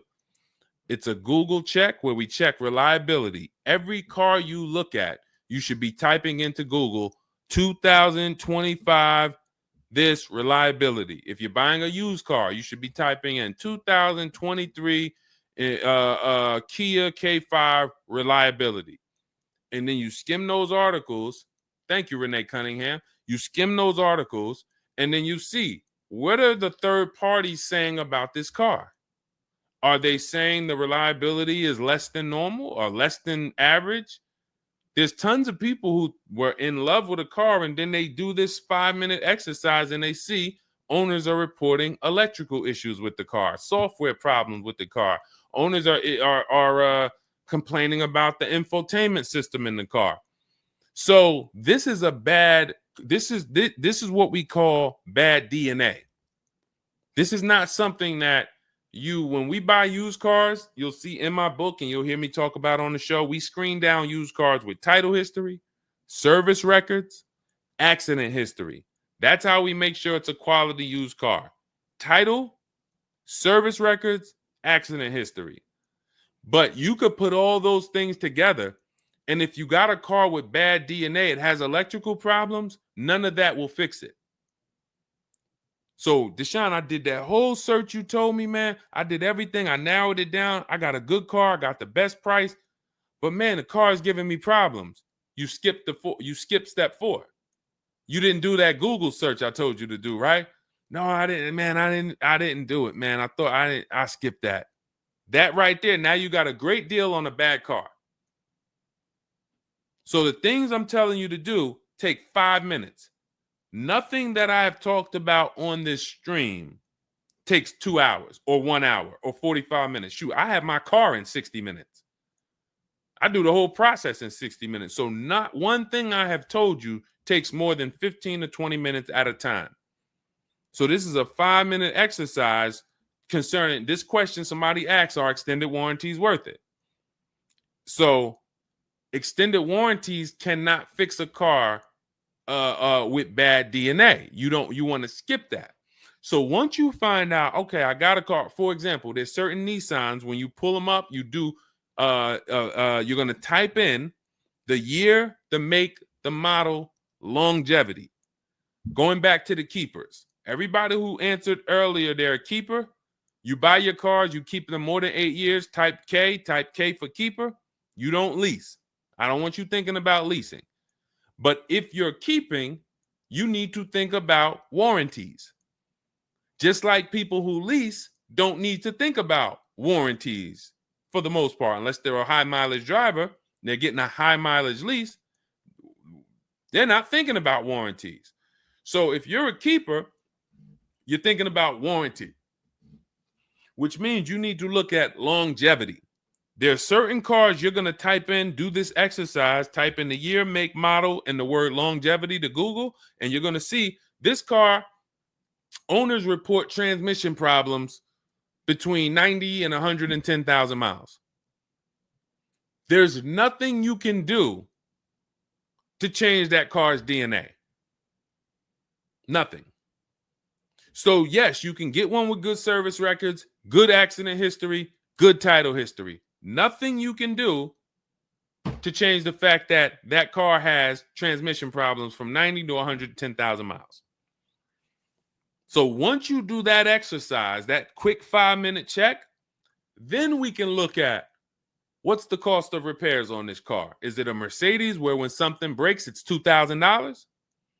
If it's a Mercedes and something breaks, and you can keep typing your questions. If you have a question on TikTok, nothing's off limits. So we got time for a few more questions, but you got to type them in for us to bring them into the show. So are we, once you know what cars, like give you an example, you got a Honda, you got certain cars, they're very inexpensive. Something breaks on the car, the parts are cheap, inexpensive. These are the cars where you don't need extended warranties as much as you need a car when you look at a car that has high cost of repairs. So what should you be typing in for the car you want? Cost of repairs. If you're looking at a Volvo XC90, Volvo XC90 repair cost. Where does it fall? You're probably going to land on an article that shows you the rankings of cars repair costs. If you see that Volvo and Cadillac and Mercedes and all Range Rover, Land Rover, they're up here, then you need an extended warranty. Because when one thing breaks, if you got a $3,500 warranty, it might pay for the whole warranty. One thing. But if you're looking at a car and it's very low, Mazda or Honda or Toyota or very low cost of repair, then maybe you save the $3,000 and you don't get an extended warranty. You just put that money to the side. So it's going to depend on the car. When I worked for Mercedes, if somebody was buying a Mercedes, I told them, go in there, finance department, buy as much warranty as you can afford. That was my words all the time. Buy as much warranty as you can afford. IDK, following your book to secure a lease. How do I get it without putting money down? We don't shop with money down. So you haven't gotten to that section yet. I'm glad you have the book, IDK, but there's no scenario when you're using our templates and scripts where we shop with money down. In step 3 of the book, which is deal focused budgeting, I explain how down payments come in and I explain the risk of down payments. But when we're in step 5, which is reaching out to dealers where we're getting our offers, there's no down payment that ever comes into the conversation. All of our lease offers are with first month's payment due at signing. That's not a down payment because it's just like when you rent an apartment, you pay your rent at the beginning of the month. When you lease your car, you pay the payment at the beginning of the month. And that's it. That's not a down payment. That's your first month's payment. But no, all you do is just follow the book. There's no again, and stay on the steps. Here's what I want to drive home when it comes to this book. And I see we had somebody, Linda March, on Instagram. I see you. Grab Linda March's question, please, on Instagram, Dolan. Do not read this like this is some seminar. There's 2 types of people who use the Cars from Home stuff. All of our stuff is made to be like you having a conversation with me. If you jumped on the phone with me and you said, Deshone, this is what I want. What's my first step? I would give it to you and then you go do it. I wouldn't say to you, okay, Linda, you're going to do this. And then once you do that, go and do this. And then once you do that, go and do this and then do that. And then by the time you finish this, you'll see this on this website, and then you'll be ready to pick up your car then. How would that go for you? Carrie Ann, Gifted Hands Cash, good to see you on Facebook. Well, how would that go for you? You would be like overwhelmed, confused, messing up. That's the way it is when you get my digital book, Cars from Home, and you read it straight through. What you're seeing all the steps. The last step 7 is delivery or pickup, and I'm congratulating you. You did it. The step before that, we're going over paperwork in the finance department and extended warranties. You shouldn't be there because you should be going through step 1, checking it off. Deshone told me do this. Step 2, check it off. Step 3, and then once you get to step 7, which is delivery, check, just picked up my car. It's a checklist, not a Bible or a almanac for car research or car studies. That's not what it is. And so I want to let you know that so that you don't come in thinking you're about to learn a lot about cars. In fact, that's how it was when I first started. My first book was called 52 Car Buying Questions Smart People Don't Ask that cost them thousands. 52 car buying questions smart people don't ask that cost them thousands. That book's not for sale anymore, but if you Google it, it's highly rated. People loved it. People said, Deshone, I use this book, man. I learned so much and I got a good deal. Because I still was teaching you how to get to the multiple offers, but it was too much information. That was when I came and I started teaching and I said, I want to teach you everything I know. No, the way my book now is, Cars from Home, 7 Steps to Saving Time, Money, and Avoiding Dealerships, is to get you right from where you're at to your car. 90 minutes, 2 hours from home. Boom, boom. Little small exercises here, 10 minutes here, 5 minutes there. Boom. All right, I'm picking up my car. So that's why we have the success stories that we have, because of the fact that it's a focused step-by-step book. Okay? So you can get your copy in my TikTok bio, my Instagram bio, the YouTube comments, or the Facebook comments. It's 75% off. That's the welcome offer. It's normally $97, but you can get yours for $24 as long as you get to my bio and Instagram, TikTok, or the YouTube comments or the Facebook comments before that 2 hours expires. This is Brian, just got his first ever lease using the book. Thank you, Brian. 2025 Honda HRV, $30,000 car, $395 a month. That's a 1.2% ratio. No money down. Initial quotes from that dealer was $434, and he used the counter offer calculator and got it down to $395. So that's his best offer, not to be confused with his only offer. That's his best offer that went from $434 down to whatever he ended up paying to get it to 1.2%. So that is how you want to do it. Step by step, go grab your book. Make sure when you get your book, screenshot the thank you page, because my support team's email is on there. Sometimes you're typing fast, you misspell your email, but as soon as you actually pay the $24 and get your book, you'll see the book is on the thank you page. So you can click that link, open it, save it. Make sure you save that link, because every time I update the book, that link is your master link, and I also email you a copy. Okay, and then you'll have everything we teach step by step to get as many cars as you want. You'll see, you'll be like Sheree, you'll be like Zafrina, 2 and 3 and 4 cars. Rosalie, 4 cars. Ken, we talked about. Trey, we talked about earlier, 3 cars. These people have been with us since 2021 and 2022. So if you're new here, you got people that's already 3, 4 cars up on you using what we use, and catch up. All right, go ahead, Dolan. I saw we got a couple more from Carrie Ann. We got Linda March. Following your book to secure a lease, how do I get it? Oh, that's what we just answered. We already answered that one from IDK. I saw you grabbed it, but I answered it before you grabbed it. Carrie Ann, gifted hands. Evening. Okay. Can a dealership... I'm sorry. I'm having trouble reading. I'm going to have tea on these broadcasts, because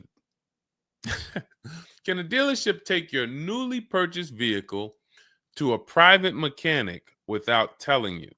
Actual dealership, because he refused to pay the money to get it fixed. Can a dealership take your newly purchased car? So if they're taking it to a private mechanic, then it most likely does not have a manufacturer warranty, because if it had a manufacturer warranty, for example, Kia has a 10-year manufacturer warranty, bumper-to-bumper warranty. I think it's 10-year bumper-to-bumper. But when the manufacturer puts a warranty on a car, dealerships don't really want to take it anywhere, because the manufacturer is covering the cost. They're covering the cost of the parts. They're paying the dealership for the labor. So it sounds to me like you got a pre-owned car and it was newly purchased to you, but it doesn't have a warranty. So they may have offered you some form of warranty. Maybe they put something in writing, and whenever you buy a car, you should have something in writing on the buyer's order. This is why we have a whole step in my book for paperwork and protection.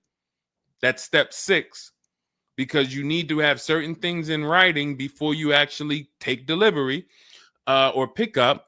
But it sounds like they probably had an in-house warranty, like, hey, if you come back, you got 30 days or 3,000 miles, or you got 90 days, and if anything goes wrong, just come on, bring it back. And now you brought it back because you had an issue, and they're looking and saying, well, our guys can't fix the issue, or we don't want to pay our guys to fix it. We're going to pay, this guy over here, and he's going to fix it. He can do that because there's nothing in writing that says he can't do that.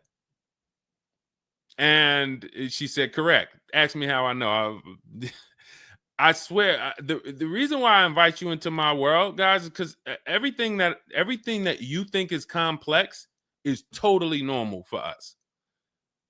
That's a crazy situation for you. I can tell you exactly what's going on because I've seen this situation for the last 20 years. So when you're coming into our world, it's like, wow, this guy really knows. I see why he can kind of keep me calm, because this stuff is calm for me. That's where I want you. It's like being with somebody and you're going into a scary situation, but they've been here 200 times. Oh, it's dark back there. No, nothing ever comes from back there. When we get up here, you're going to hear some sounds in the bush, but that's just little raccoons and they're harmless. They actually like, oh, okay. You start to get more comfortable because the other person has been here a lot.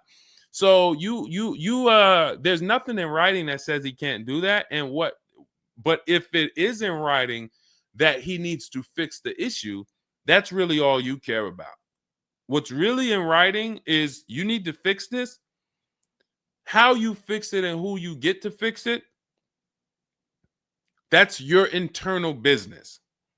If you want to take it and outsource it to another mechanic because your mechanic can't figure it out, that's fine.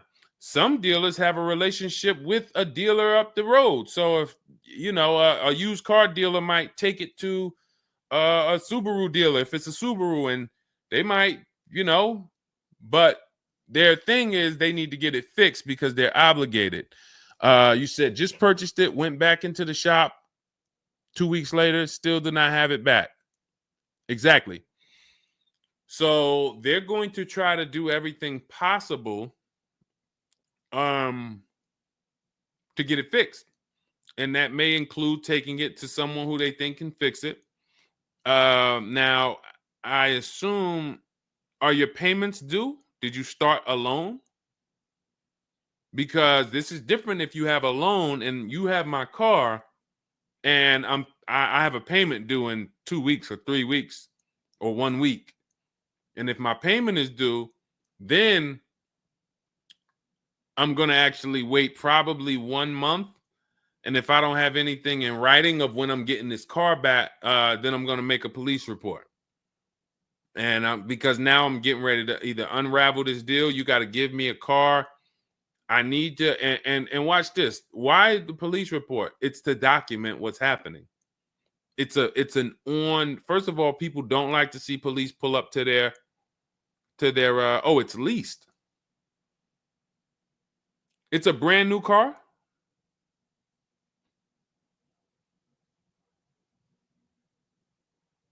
It's a brand new car. Most leases are brand new.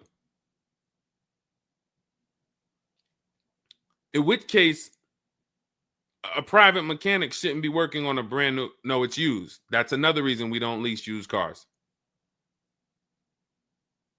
That's uncommon. See, that's what I was saying. Leasing used cars is very uncommon. No competition, warranty issues. This is why it's not a mainstream thing. And this is why it's not something that I recommend. But I don't say it's not possible. Because when people say, oh, Deshone, could you lease a used car? I'm not going to say, no, you can't. But what I'm going to say is we don't.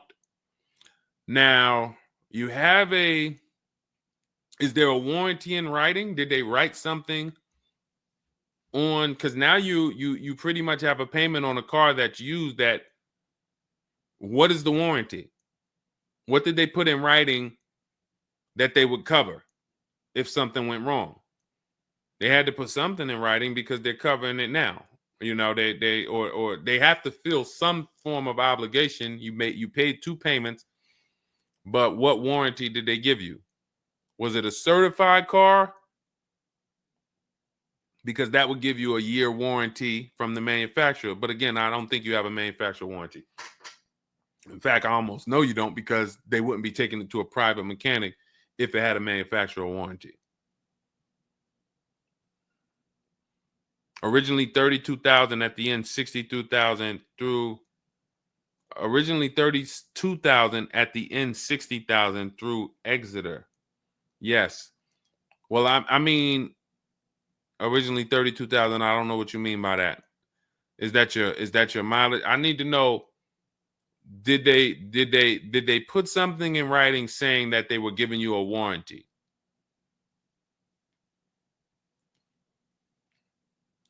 We'll try to work through this, because it's no different than if you bought a car from them. There's a bank involved, but it's a used car. It's no warranty, and they're pretty much holding on to it and trying to fix it. And if they can't fix it, we need to know, are they obligated to fix it or not? If there's nothing in writing saying, hey, you have this time where you can bring it back and we'll fix it, then that's gonna be that's gonna be hell for you. So we really don't want that. So, but I can't tell you how to approach this without knowing what is in writing. And again, when you get my book, not you, I'm just going to try to help you through, but I'm talking to you. That's why we have step 6 is paperwork. Because when you're sitting there looking at a bunch of paperwork and they're telling you to sign it, okay, sign this now. All right, this is your motor vehicle stuff. This is your okay, do you want this? What is important and what's not? What is important and what's not important? Out of all of this stuff, there may be 1-2 words on here that I need to know. I need to look at that buyer's order, and I need every used car, every single used car.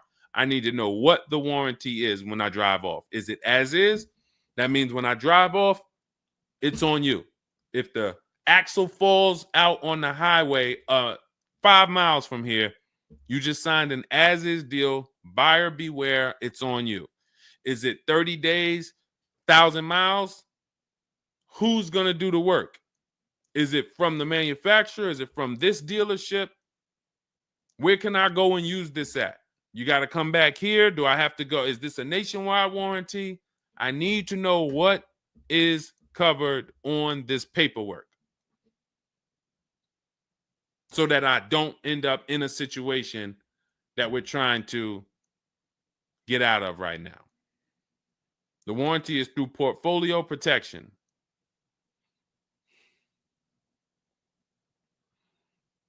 So it's a warranty.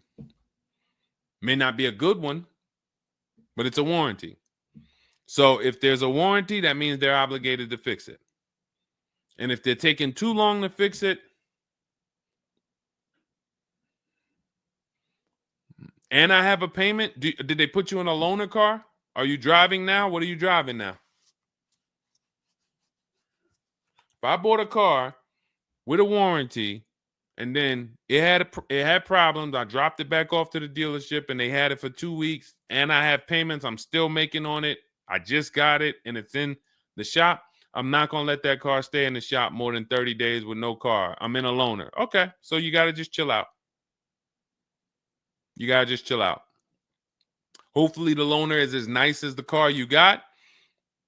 And if the car and if that's the case, then you just chill out. It's not a mainstream program you're in. It's like a black market program. That's the best way I could describe it. These companies that lease used cars, it's a black market kind of behind. It's not a mainstream thing. That's why all of these companies are small or like very little known name companies. They could go out of business. Nobody knew. Who the heck were they? Nobody knew. portfolio such and such went out of business. I never even heard of them. Who are they? Because they operate in the black market back there. So the general manager refused to pay the $4,300 for the corrosion on an important part. Again, what's your payment on the car? I just want to, I think this is a valuable lesson. They've had my van since from June 19th. Oh, they've had the van for that long? And you've been in the loaner?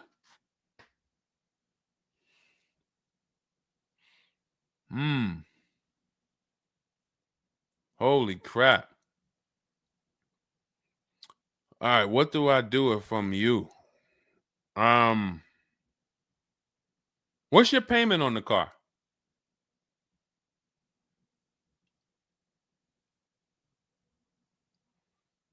Company had your car for months. You leased it, dropped it off because it was having problems. They've had it for months and can't fix it. And you're paying $775 a month. What kind of vehicle is this? What kind of vehicle is this that we're paying $775 a month for?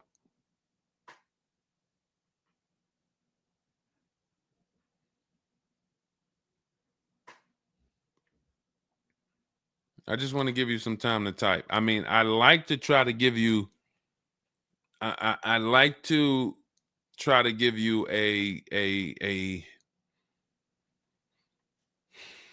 like, what would I do in this situation? And then you have to realize that you can never put yourself in this situation again. Pacifica, a Chrysler Pacifica. It's just getting worse and worse. $775. Do you know what you could be driving for $775? See, the used car leases. Why the used car leases? They don't even make financial. It's not even like a huge financial win. If you'd have told me I'm driving a Chrysler Pacifica and it's $300 a month, $250 a month, then I'd said, okay, well, maybe they're giving you a stupid deal. But I could show you 5 cars for $775 a month that are $80,000 and $90,000 cars, brand new cars. I'm sorry, for $775 a month, I can show you $775, $60,000 cars, $55,000 to $65,000 cars, no money down. I also traded in a Buick and they gave me $2,000 for that. Listen, dear. All right. They want to keep you in the car. God, how can you get out of this car? Oh man. And just so you know, some situations you can't get out of.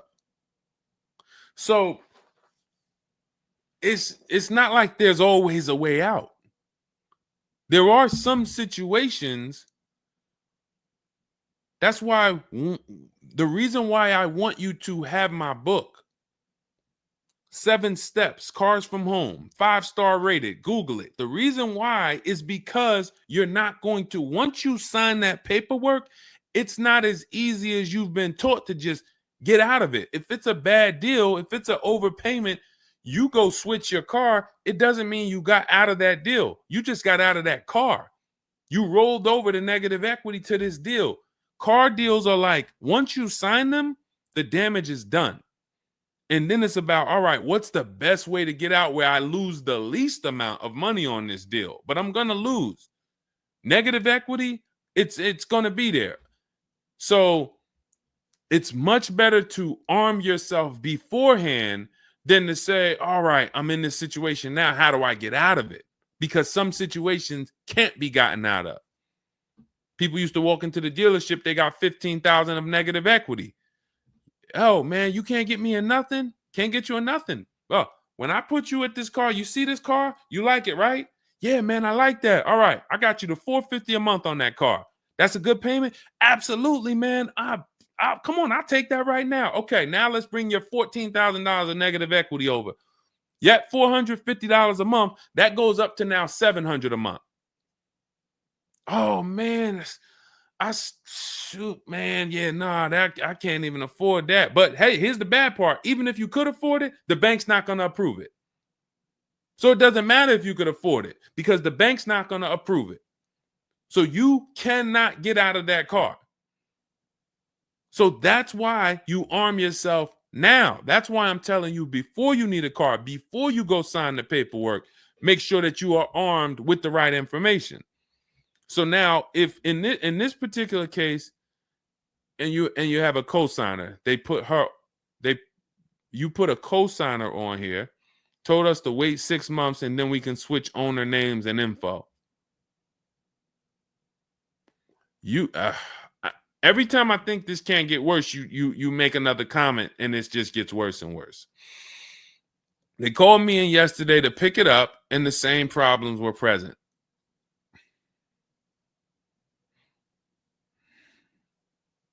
Good Lord. I'm almost stumped. Okay. All right. All right. You need to find out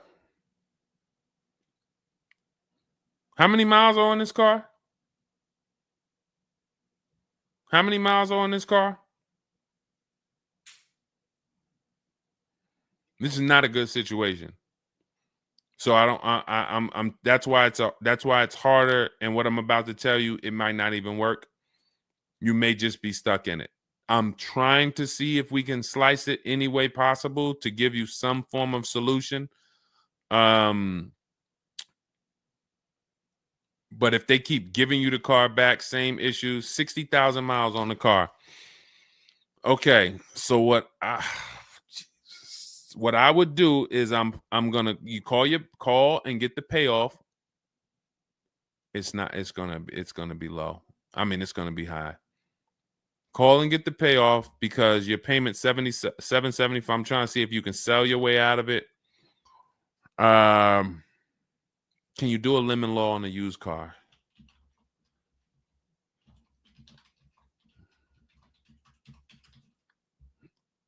Let's see. Yes, some states have lemon laws that cover used cars, but the specifics vary by state. What state are you in?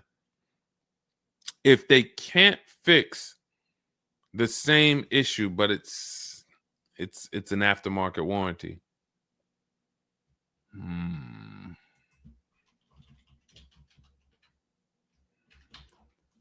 What state are you in?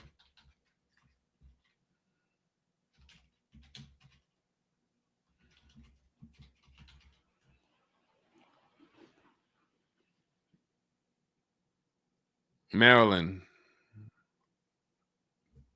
Let me see.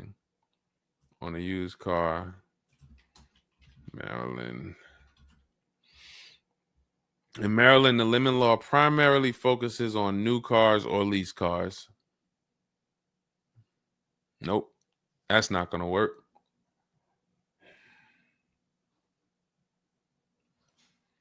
Jeez.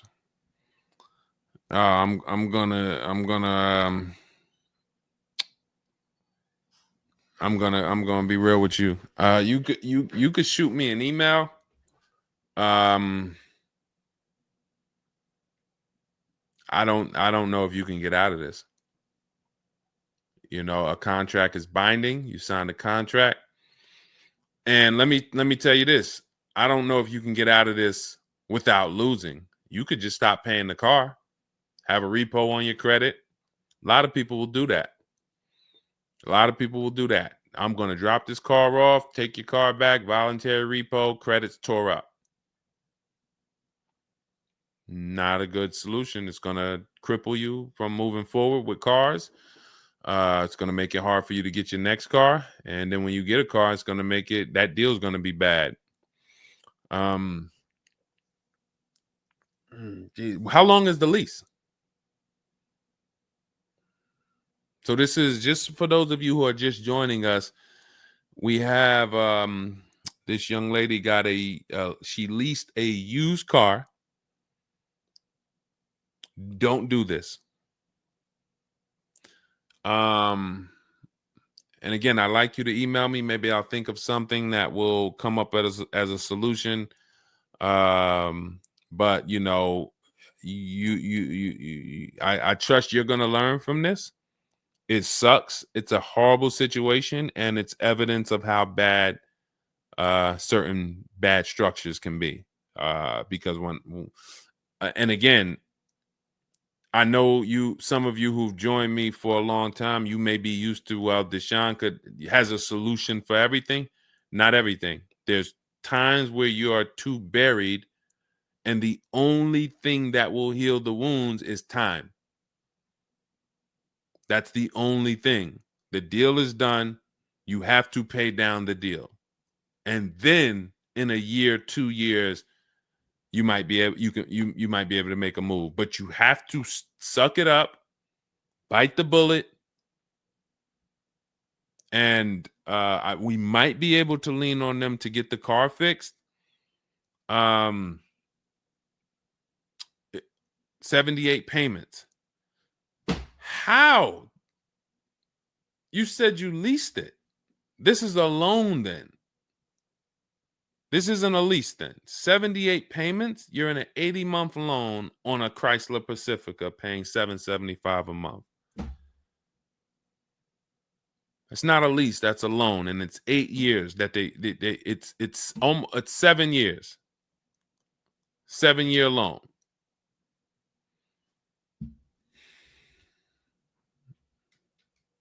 I mean, this is why I do what I do. You know, like, I don't want you thinking, okay, maybe you don't sign, maybe you don't make a mistake that is this serious, but this is cars. When I'm breaking down these big numbers and I'm throwing out these big numbers, oh, this is a $4,000 mistake. Oh, if you don't do this, yep, you're looking at about $4,000 or $5,000 you're gonna leave on the table. You take a loan that's too long, yep, you're gonna overpay by probably about $4,000 or $5,000. That might sound like nothing to you, but how I'm telling you based on me being in dealerships and seeing situations where I'm like, you made a lot of mistakes. You combined all the mistakes and you made them. So I mean, I'm just Jesus. So you're in an 80-month loan, not a lease, and you have $775 a month to pay. You are. So that means that loan, just to give you an idea of how much you've paid, you've been charged for this car.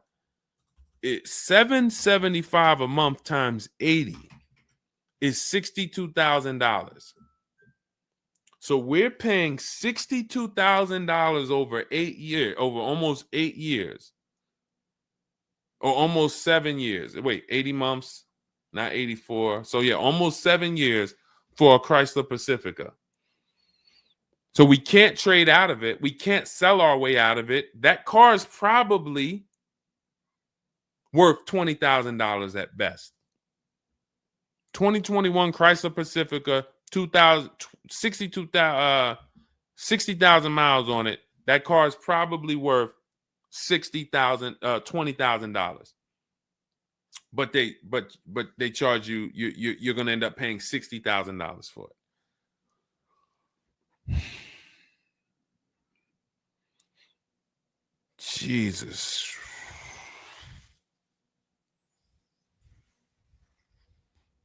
Most people will let the car go. Most people will let the car go. I don't. If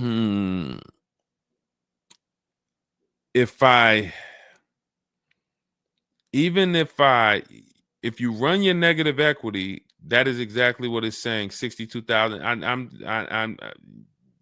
It's exactly what it's saying. $62,400 to be exact, including the $2,000 down payment.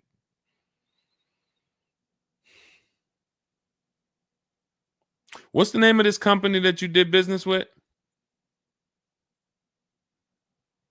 My friend will not let that fly. That is one of the worst car transactions that I've ever seen anyone in. And your friend is on the deal with you as a co-signer. This is level 10 out of 10 bad. Rich Morton Mazda. Do you know what your credit score was roundabout when you made this deal? Rich Morton Mazda in Maryland. Everyone remember that name. Rich Morton Mazda in Maryland. Stay away from them. This is one of the worst deals I've ever seen. She is the main person they told me I could not sign the papers.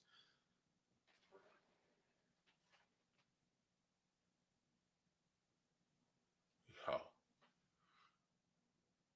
We wouldn't be friends anymore. Now, here's the truth. Nobody pulled the wool over anybody's eyes. We looked at these numbers. She didn't say to you, wait, these numbers look crazy. I'm not signing them. You're not getting this car. Both of you went in there and signed these deals. So let's I'm not even going to say she's the friend, but nobody's going to say, well, y'all tied me up and held a gun to my head and made me sign those numbers, and y'all didn't even read those numbers to me. So, but, jeez,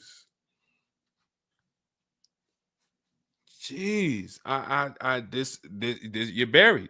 You are buried in this car. The only way, and what's crazy is, even if you voluntarily let it go, you ruin your friend's credit. Because she's the one who signed for the car. Bad, everything bad. I wish there was a silver lining that I could think of. What I would do is I would find, you need to find out how upside down you are. You need to go on CarMax, write down these 6 sites, write down these 6 websites. You need to go on CarMax, Driveway, Kelly's Blue Book, Cash Offer, Auto Nation, Carvana, Car Gurus, Cash Offer. And you need to see what that car is worth. Let's say they say the highest offer is $25,000. $25,000. The total of your payments is not what you owe. That's what you would have paid after 7 years. You need to call the bank and you need to get the payoff. That is what you do tomorrow morning. You go on those websites tonight or today. You find out what this Chrysler Pacifica is worth. And then you call the bank tomorrow or the next or whenever, and you get the payoff. And you need to know what that gap is. If that gap is $25,000, then I am trying to get out of that car, and it might not be this year. It might not be this year, but I need to right now. I would go into an electric car lease where I could get, like, there are certain electric cars, and if I was shopping them, I would choose a bunch of them that were 50. I mean, I got a couple people who've gotten Like Val, she just got her electric vehicle. Some of these electric vehicles people are saving. This is a 1.16, but even going back to Zafrina's first deal, she got an electric car and she probably got like close to 17 grand off the car. Milligan, I always use Milligan because she got one of the biggest discounts ever using what we use. It's an electric car, but she got, where's Milligan? I got to label these better, Dolan. Remind me I got to label these better because I cannot just cycle through these. Sean got 20 grand off. The reason why you need a car that when you shop your deals, you need like $30,000 off the price of the car. And because right now you're paying a high payment and the car is worth nowhere near what you're paying. So as you pay $775 every month, you're paying it towards an asset that is worth nowhere near what you're paying. You also need to find out if you have gap insurance. So I'm going to give you those 2 homework assignments. And then the next time we're live, you jump on the show and you tell us what you did. Those 2 homework. Find out if you have gap insurance. And then you need to get your payoff and go on those websites and get the cash offers and find out what the gap is. Because if the gap is $25,000, then what I'm doing is I'm shopping. If you listen, you get, before I tell you to get the book so that you can shop a bunch of different electric cars from home, you need to get $25,000 off the price of some electric car. While they still got the rebate, while they still got the incentives, those incentives are going to go away. When do the electric car incentives go away? Let's see. Hold on.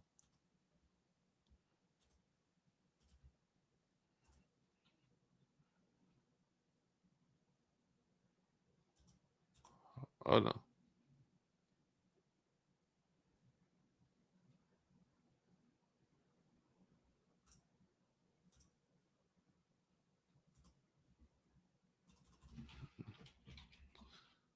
When do EV incentives? I'm going to tell you, you're probably going to see, we're not talking about tax credits.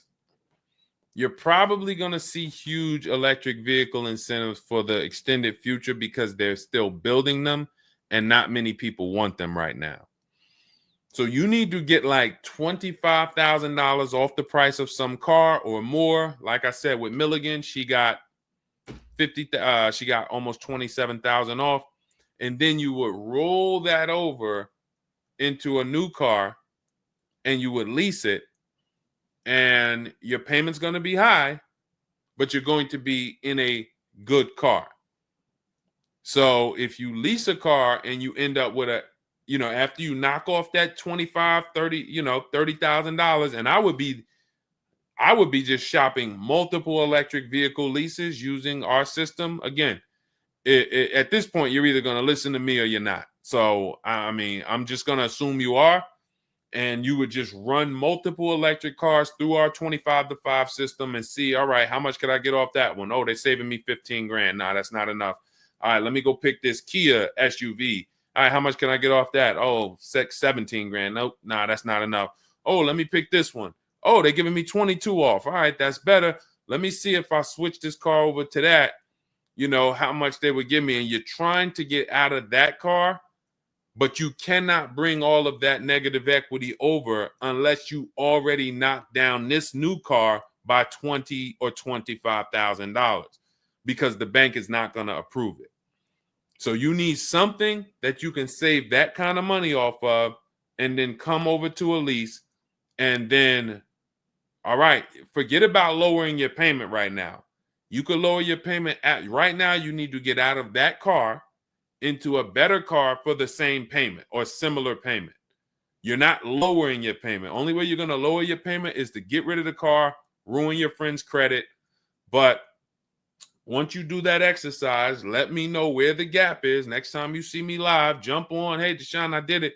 The gap is like $22,000, or the gap is $30,000. If the gap's 30, then we got to see what we do there.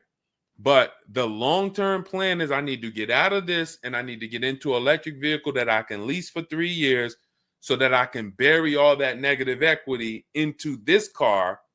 And what it's going to be is it'll be like, all right, I'll knock 25 grand off the price. Normally my payment would be stupid low, like $250 a month, because I just knocked 25 grand off this, but I'm actually just putting the 25 grand from this Pacifica back on there. So it's still going to be around 700-800, but I'm driving a brand new car. And then once my 3-year lease is up, I can actually be done with this versus being in this for 78 more months. All right. So next time I'm live, jump on and, tell me you did the homework and we can see if we can actually, try to get you to some form or fashion of some type of end. Yeah, I'm not a fan of the electric car. Can't help you. Can't help you. I appreciate you being on here, but you should have not been a fan of this. How are we in a 2020? This is the part where we have to realize you have your friend tied to this car. And I'm telling you what you may be able to do to get her out of this situation and get out of this Chrysler Pacifica. That is a car that is worth $20,000 that you have a loan on of $55,000+. And you're like, I don't like this electric car. I'm not a fan of it. I'm telling you, there's tons of them out there. We should not even have our friend on this deal. So be a quality friend. Don't be like the people who will come into the dealership, put their friend on a credit, on the credit. Hey, can you sign for me? I had one girl that would come in and she had her mom on one car, burned her mom, and they had somebody else from the church coming in here to sign for her to get another car because she burned her mother's credit. Didn't care about nobody. Do not be that person. You have someone tied. Your friend was nice enough to be on this horrible, terrible deal with you. Now you need to do something to show her you are trying to get her out of this deal, regardless of how you feel about the car, because you should be feeling terrible about the Chrysler Pacifica that you're in that we have an 80-month loan on. She is the one who put us in this situation and we are trying to go the best route. So how are you in the deal? Does the lease go from the day you got it to the anniversary day? It goes usually 3 years. How are you in the deal? When you're saying your friend is the one that put you in the situation,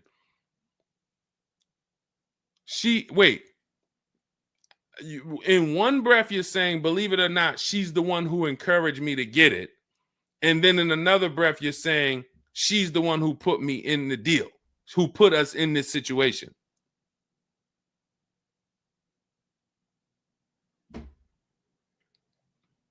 I don't care who put you in the situation. It's a horrible situation. So if you want, that is the only solution, and it may not even work. So let me just be clear. Lots of people on the show, they seem to be very interested in your story. This is a very interesting story. There's not many times I had to jump on this show and hear something where I'm like, you're probably not going to end up with another car. You're probably going to be stuck in that car for at least 3 years, paying down the balance because you owe too much on it. And maybe you can lean on them to fix it, but there's no lemon law, so it's not like you can actually put it through a lemon law. So you might just be giving it back to them to fix, giving it back to them to fix. But you're in the loaner and your friend's on the paperwork.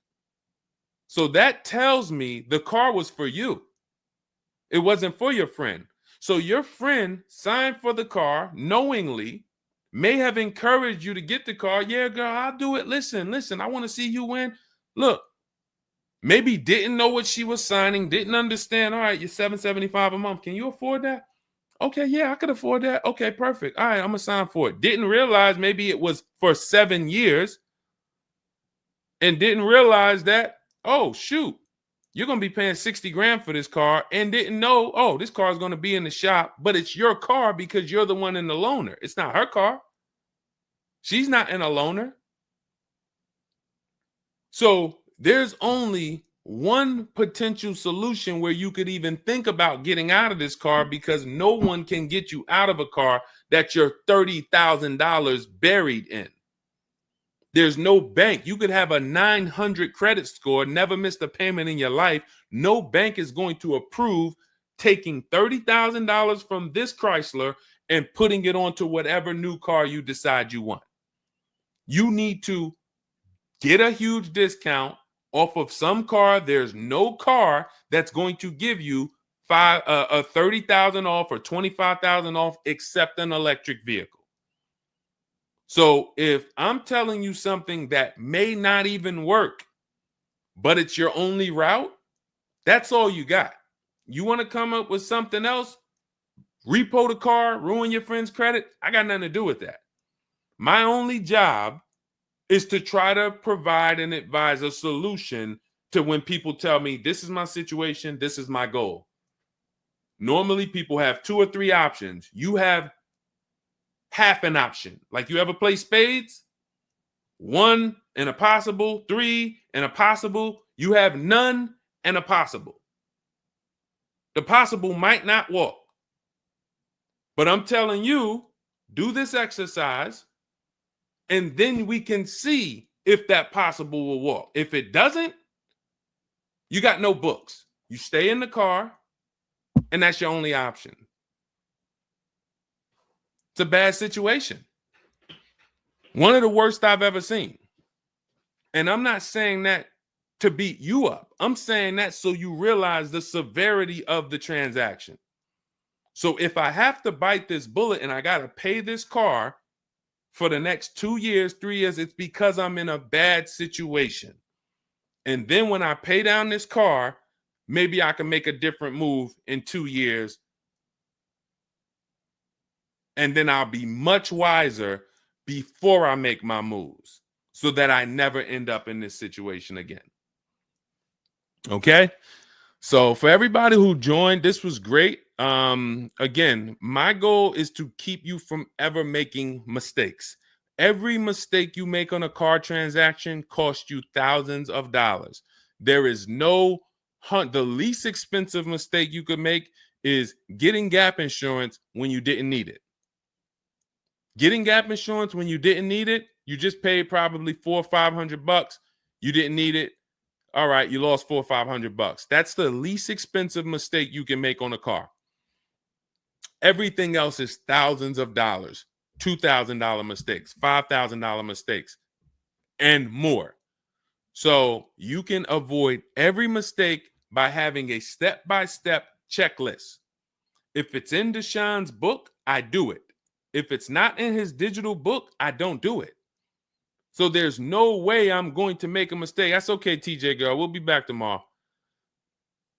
If I'm giving you a checklist, check, do this, check, check. You're doing everything I say do. There's no room for a mistake. You're not following an almanac. You're following a checklist. That's why my book is called Cars from Home, 7 Steps to Saving Time, Money, and Avoiding Dealerships. Step 1 through 7, check them off. You do car transactions mistake-free. You don't miss any money with your financing. You don't buy bad cars. You don't do anything that you're like, oh, was this good? No, it's a checklist. So normally it's $97. It's a digital book. So you can have it in your inbox in about 5 minutes, and you'll get it for 75% off as part of our welcome offer in my TikTok bio, Instagram bio, Facebook comments, or the YouTube comments. There's a link there. Just get there before that 2-hour countdown expires. Once it expires, it goes back up to $97, which is still worth every penny.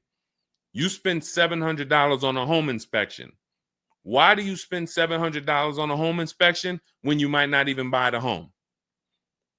Inspector might come back and say to you, you know what? Hey, listen, I got the report for you. Just so you know, that roof needs replacing. Those boards, the electrical system in the back, there's a lot of stuff that's not up to code. And then in the basement, you got some water coming in through the foundation there. Listen, house needs a lot of work. Here you go, $700. You and your family might not buy that house. Do you say to yourself, man, I wasted that $700, man, we could have kept our $700? No. You say to yourself, man, I'm glad we got that home inspection, man. We would have been in trouble.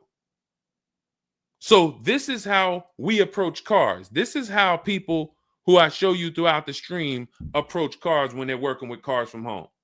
They're like, I want to make sure that if I can spend $24 and get Deshone's book, and that is my form of a home inspection, that's me guaranteeing I don't make a bad move, then I'm going to go spend that. And if I miss the $24 price and it's $97, then I'm going to go spend that to make sure I don't go out here and make a $5,000 bad decision. That's what we hold ourselves to. Thank you, Stephen Nash. Good to see you. So go grab your copy before the countdown expires. Get it for $24 instead of $97. It's in my TikTok bio, Instagram bio, YouTube comments, or the Facebook comments. And then use that step-by-step. New cars. Everything is in there for you to shop empowered, mistake-free, for you to be the prize. You deserve to be the prize. There is nothing else that you would spend $10,000 or $50,000 on, or some of you are going to get a $100,000 car. There's nothing else that you would go in spending that money on, and you wouldn't feel like you're the prize. You wouldn't go into the mall to spend $40,000 and say, y'all better get the velvet ropes. If you went into the mall to make a $40,000 decision, you'd be, hey, close this store down. I'm about to spend $40,000. You'd be bringing champagne out. All right, close the velvet ropes. Where's the velvet ropes? Everybody stay outside. This person's about to spend $40,000. But a $40,000 car, you go in and you'll take the mistreatment. You'll leave buyer's remorse. Not anymore. When you make the decision to get your book, follow these steps, you are mistake-free. You'll save all the money. And then when you drive off in your car, you feel like you're the prize. This dealer won my business. That credit union, that bank won my loan. This deal, buyer, Carvana, CarMax, Driveway, they got to buy my old car because they put the best bid up. Everybody won a bid. And that's how I know I won, because everybody competed for my business. I didn't beg none of you for anything. That's how we do. So go get your book. And if you want to get started and you're like, Deshone, you know what? Is there anything I can get started for free? Because I'm just getting to know you. I don't really know you yet. Now I want to see, then go grab my free cheat sheets. Dolan will put a link in the comments for you guys. It's Deshone's cheat sheets. It's also in my TikTok bio, my Instagram bio.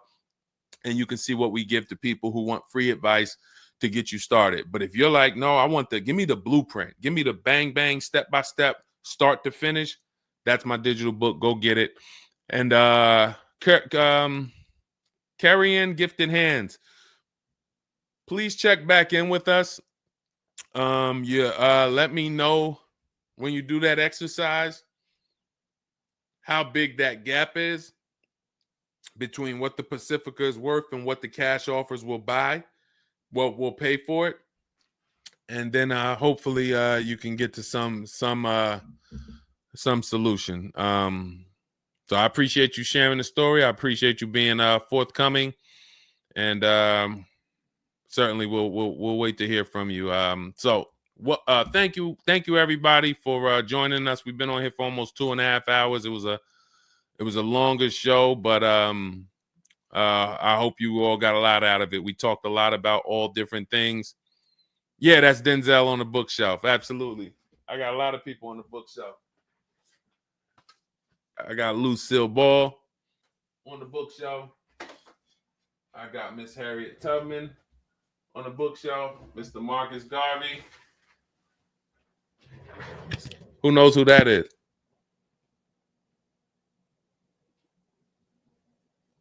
That's the great one.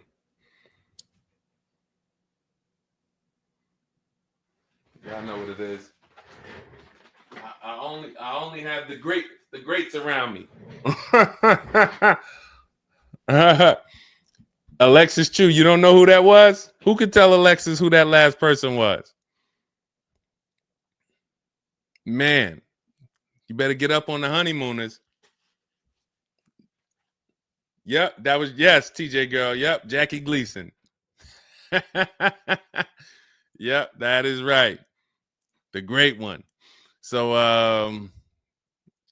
yeah. So yes, so it was a pleasure. We'll be back. We'll be back for another show. When you see us, jump on, get your questions answered. For those of you who have my book, I want to thank you. Shout out to I saw a couple people say they grabbed their book and they were using they were ready to use it. I would get the paperwork through email, never received it. I need your help. I bought 2 brand new cars. I was told I would get the paperwork by email, never received it. So call the dealership. Call it. You bought 2 brand new cars. You said you would get the paperwork by email. You never received it. Call the dealership and, hey, where's my paperwork? Ask for the finance manager. Where's my paperwork? That's what you do. All right. So, all right. I'll let everybody go. I'm tired. I can't even get myself together. This is, I'm going to jump off and we'll be back. We'll be back for another show. Make sure you get your book in my TikTok bio, Instagram bio, the comments, or the Facebook comments or the YouTube comments. And I'll see y'all on another show. All right. God bless you.